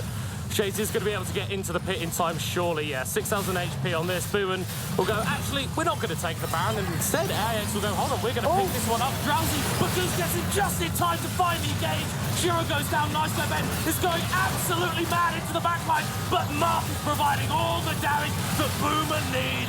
And once more, Boomin Academy fight a huge fight by the Baron. Baron is clearly the best place right here for Boomin to fight. Killing everybody, only gonna lose Goose, and it was so split out of AX. They had to get into the pit to stop the play. Multiple members ended up losing out on so much, and watch Yankler right here. He is a great microcosm of what goes wrong in this team fight. You get caught out on the sideline, managed to kill Goose at least, but Yankler, he's just instantly caught out. He's sat in the middle of everybody.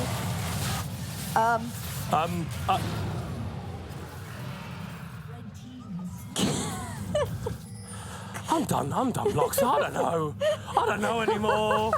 We've got Jinx top lane. We've got a... Oh, my word! All right, straight with the teleport in. Wildenbrook needs to be careful here. He's going to get taken out. Hooks himself straight into a very angry lady on a very angry boar. And with Nice Guy Ben bot lane with no pressure around the Baron at all, after winning a huge fight, Boomin hand over the objective. There are words to describe this play. None of them are broadcast safe. So instead, they're going to pick themselves up a Baron, because sure, why not at this point? This game 3 really is delivering. Goose, or just dodges away from that Paddle Star. Ooh. Goes into the ult to save himself. Oh! What? Marth does so much damage. He's got himself a death cap completed. I'm not surprised that he could just one-shot Shiro. He thought he had a pick right there. Nice guy Ben needs to be careful. Akrador does a ton of damage too. He's just going to get himself taken out, and this game does not stop. Oh my word. AIX. We thought they'd lost it around the Baron, but they are still fighting, and this game is not ending before 25 minutes. Finally, we're in a situation where both of these teams are just going toe-to-toe. This is not a dance. This is a sludge match where you're just slugging each other. Punch after punch is landing back and forth, back and forth. Both teams have bloody noses. AIX, they're sat at a 2k gold disadvantage, but they're still finding kills. Shiro needs to be careful again. Teko. That clone is so annoying. It's just like the most annoying thing in the world, ain't it? Constantly chasing him down. Shiro can absolutely one-shot somebody. Marth can do the exact same thing. Another rocket just gonna go wide. And the game feels a little bit calmer all of a sudden. We do not have any objectives up for a couple of minutes. No. Yes. Teko, don't do this. Don't you dare. Oh, you're a sick and twisted individual, Teko. Just gonna get that kill. It's a big push right here out of AIX. They're still trying to use the Baron to the best of their advantage. And Shiro's had such an up and down performance right here, constantly finding big sleepy trouble bubbles, but not able to quite find those kills, especially because he keeps grabbing Goose, and Goose has the ability to just go invulnerable. Decides that actually, no, you're not going to be able to kill me. Akrador going for another 1v1 onto another solo lineup from Boomin Academy, and he's finding continual success. And the split push that brought Boomin their first 2 wins in this series has not been activated at all. Nice guy Ben is Gale forcing forward to try and kill a tower. And he does get the tower, and if that isn't what Ben likes to do, this man, his vendetta is not against players, it's not against the other team, it is against towers. He absolutely despises towers. Gets that one, gets taken out though, and that's now 2 members for Boomin who are dead. Big push, still Baron empowered for the next little while. I'll be able to pick themselves up another couple of turrets. Oh, Marth potentially vulnerable if AIX want to go for the dive. Top. Akrador going for a little bit of a push. Teko. The next member of Boomin Academy to try and shut down this Sejuani. There we go. Clearing out the jungle as well, keeping themselves in touching distance with the gold. Just about a 1k difference at this point. AIX, 25 minutes into this game, still hanging on to the coattails of Boomin, and this game has not stopped. I know it's just a nice clean solo kill. The amount of damage that Sejuani does, sure it has a lot of poke in the early game, but you want to land that immediate stun off of the passive, then into the ultimate to make sure your opposition just can't get away with the ignite. Just gives you so much. It's just really, really rude. And did we need to show that? Did we need to show that? Did we need to show that, observers? Do we? Right.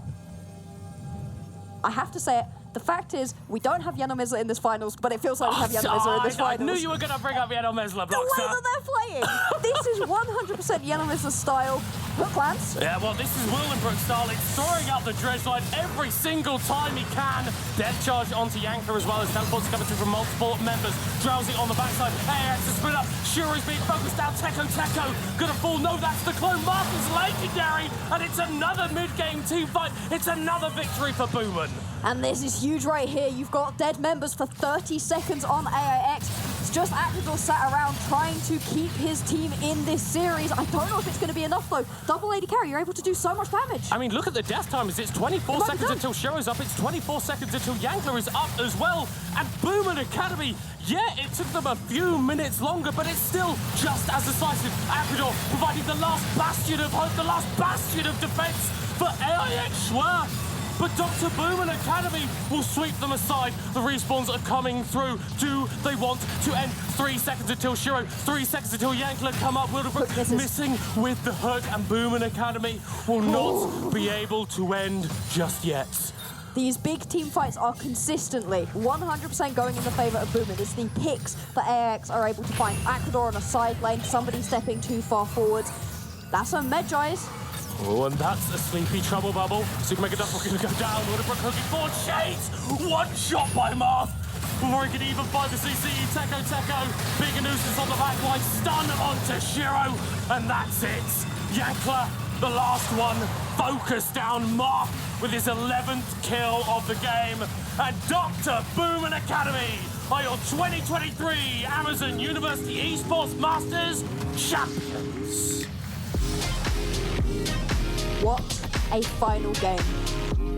What on earth was that? Middlecott, he's just going to have a breather, possibly a lie down. I don't think my man got to take a single breath during that entire game. It started in the first 30 seconds with multiple kills going down onto the top lane Jinx. And from that moment on, the game was wild. It did not stop right until the last minute, the desperation play out of Shays to try to find something.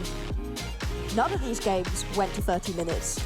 Yeah, you can see the dichotomy of competition there, the joy, the elation on the faces of Dr. Boomin Academy, and it's pain for AIX because honestly, with the performances from them in Game 2 and Game 3, you felt like there was a win in there. Yeah. There was something in this series for them. And I think a 3-0 sweep for Dr. Boomin Academy, whilst it emphasises how emphatic their ability to close out their games was, I think it does a disservice to how close and competitive this series was. It really did feel like there was a chance for both of these teams. Insane drafts out of Dr. Boomin. AX playing a lot more standard, nearly making it work, but just got outpaced by Dr. Boomin and out-team fought. These team fights were just ridiculous. Even without the split push that had been so impactful in games 1 and 2, Dr. Boomin was still able to just drag AX around the map. Baron plays, clearly not a good idea for AX, and Dr. Boomin managing to find big kills, massive aces. I'll be having a look at some replays in a minute or so, and it'll be interesting to have a look back on this game to see what could have happened for AX, because it felt like there were small moments where they just didn't quite get a kill onto Goose. They didn't quite finish off a kill onto Teko, and it's those moments where it's so minuscule. I think we need to give credit to Marth, though. I think he has been the most consistent performer throughout this series on really either of these teams. Yes, we can praise Nice Guy Ben for all of his split pushing, but Martha's always turning up to these team fights and providing a load of damage. That was a lane we were a little bit worried about. Yankler and Shaki were looking super strong for themselves, and instead, no, Marth and Wildenbrook with some brilliant engages, amazing magnet storms. That last game specifically, it was very flashy for Marth, but the previous games too. And just constantly able to sit on the back end of a team fight. Lovely spacing, not getting too close, then flashing forwards with that lightning crash and laying down the damage. And it was every time Boomin went for these team fights, well, I say every time because it wasn't every time, but whenever they were engaging and splitting apart AIX, it felt like they were so much more in control. When they were all on the same screen, they just felt that little bit better. You can see the cheers from them there. I think deserving champions. Absolutely. They had an almost completely undefeated run. They lost one game to Yenomizla in the entire tournament. Easily the best team that we have in University Esports for League of Legends, the best team in Germany as well. What a brilliant title for them to be able to hoist. They deserve it, like we said, and no member on that team was a slouch. No. Nobody didn't deserve. Nobody was carried by the rest of their team. Every member did their part. And you got to say, this is throwing down a marker with kind of what we can expect from Dr. Boomin Academy in future competitions, but also in other esports, right? Because it's not just the League of Legends that they're here for. They've got the Rocket League players out here as well. We could very well be seeing not one, but 2 titles going to the same university. Which would be completely insane, and Germany as a region have just been brilliant in this tournament anyway. The previous winners 2 times in a row was KSC White, another German team, also competing in the Premier League. Last year we had the upset of Esports Team 20 from the Netherlands, managing to pick that one up, and now it's back to Germany. We had a little break, a little bit of a reprieve, now straight back to Germany. Like you said, teams competing in multiple tournaments from the same university is ridiculous, and it really does show how the scholarship programs can make things happen for your teams. Absolutely. But I do just want to take a minute, though, to remember AIX. Yeah. Because we said the 3-0 doesn't reflect how close this series was. They were absolutely matching Booming Academy for 95% of the games, it felt like. They were constantly within touching distance. They were down by 1,500 gold. That's about it most of the time. I mean, they even got that gold lead. Yeah. It coming through in Game 3. They were at advantages for significant portions. And you could see, Acrador specifically, I really want to highlight this man. He came in last year as a sudden replacement for Relative who was not there, and he didn't do so well. It was a terrible thing to witness. It really felt bad. A replacement sub for the absolute best player on your team, and then you're not able to quite live up to that. It feels terrible. This time around, a main player on the team, top lane this time, and was brilliant throughout the entire tournament. And today, on that Sejuani, was wrecking people. Yeah, nice guy Ben. Like, he's going to be able to lift the trophy in a little bit, but he had to play some pretty unpleasant League of Legends in order to get there. And I think we are going to be tossing it over to Greyheart now for an interview. Well, my commiserations do go to the fantastic AIX. Let's hear it for them. And genuinely, better luck next year. It feels like you've got a lot more in you.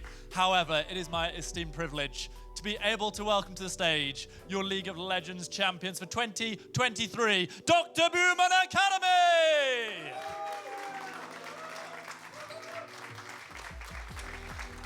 Come and claim your prize. Lift it up, hold it high. You have earned it.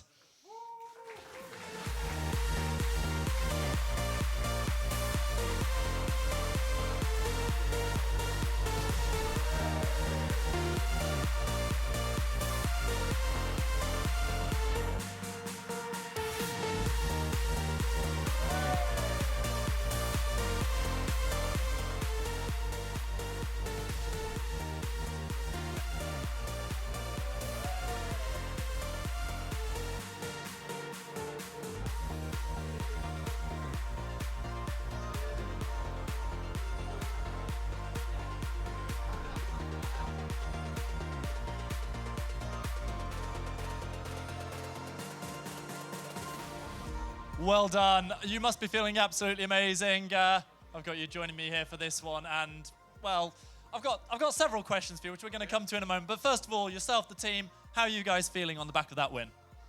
Awesome. Winning is always great. It's the reason why we came here to Nottingham. Not many other reasons to go to Nottingham, I assume. So yeah, it was a blast. You know what, there are lots of lovely things in Nottingham, but are there any more lovely things than playing here at Confetti X? Great arena. How have you enjoyed being here? Of course. Bit cold. Might have to turn up the temperature a bit, but other than that, I think it was an awesome time. Well, we have to keep it cool because you guys were on fire on the Rift. That's what it is. So, tell me about the Jinx. Yeah, so it's one of my pocket picks. I've already prepared it extensively, and today felt like the right time to pull it off. And yeah, we also thought that it might be a way to make the series more spicy. And so that was our goal. I think we didn't quite exceed in the way we wanted to, but yeah, that was our motivation. Well, it definitely made things more spicy. It was entertaining to watch, as was so many of the other performances. I'm not going to forget your Mundo headbutting the Nexus to death in the first game. Great performance. My question for you, for the team, is what's next for Dr. Boomin University? What's next is the Prime League. Our goal is to become better there, to reach playoffs in the second division, and maybe even play for the first qualification at least. And also all the other university tournaments.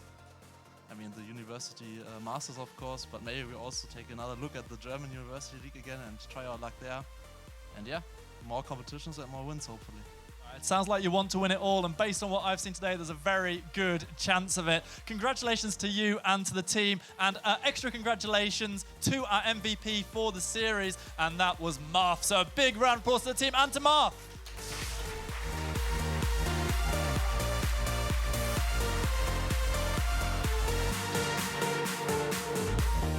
Alrighty, so we are going to check out a few of the replays from that fantastic game now, I believe. And yeah, stick around because we're going to have plenty more amazing action coming up after them.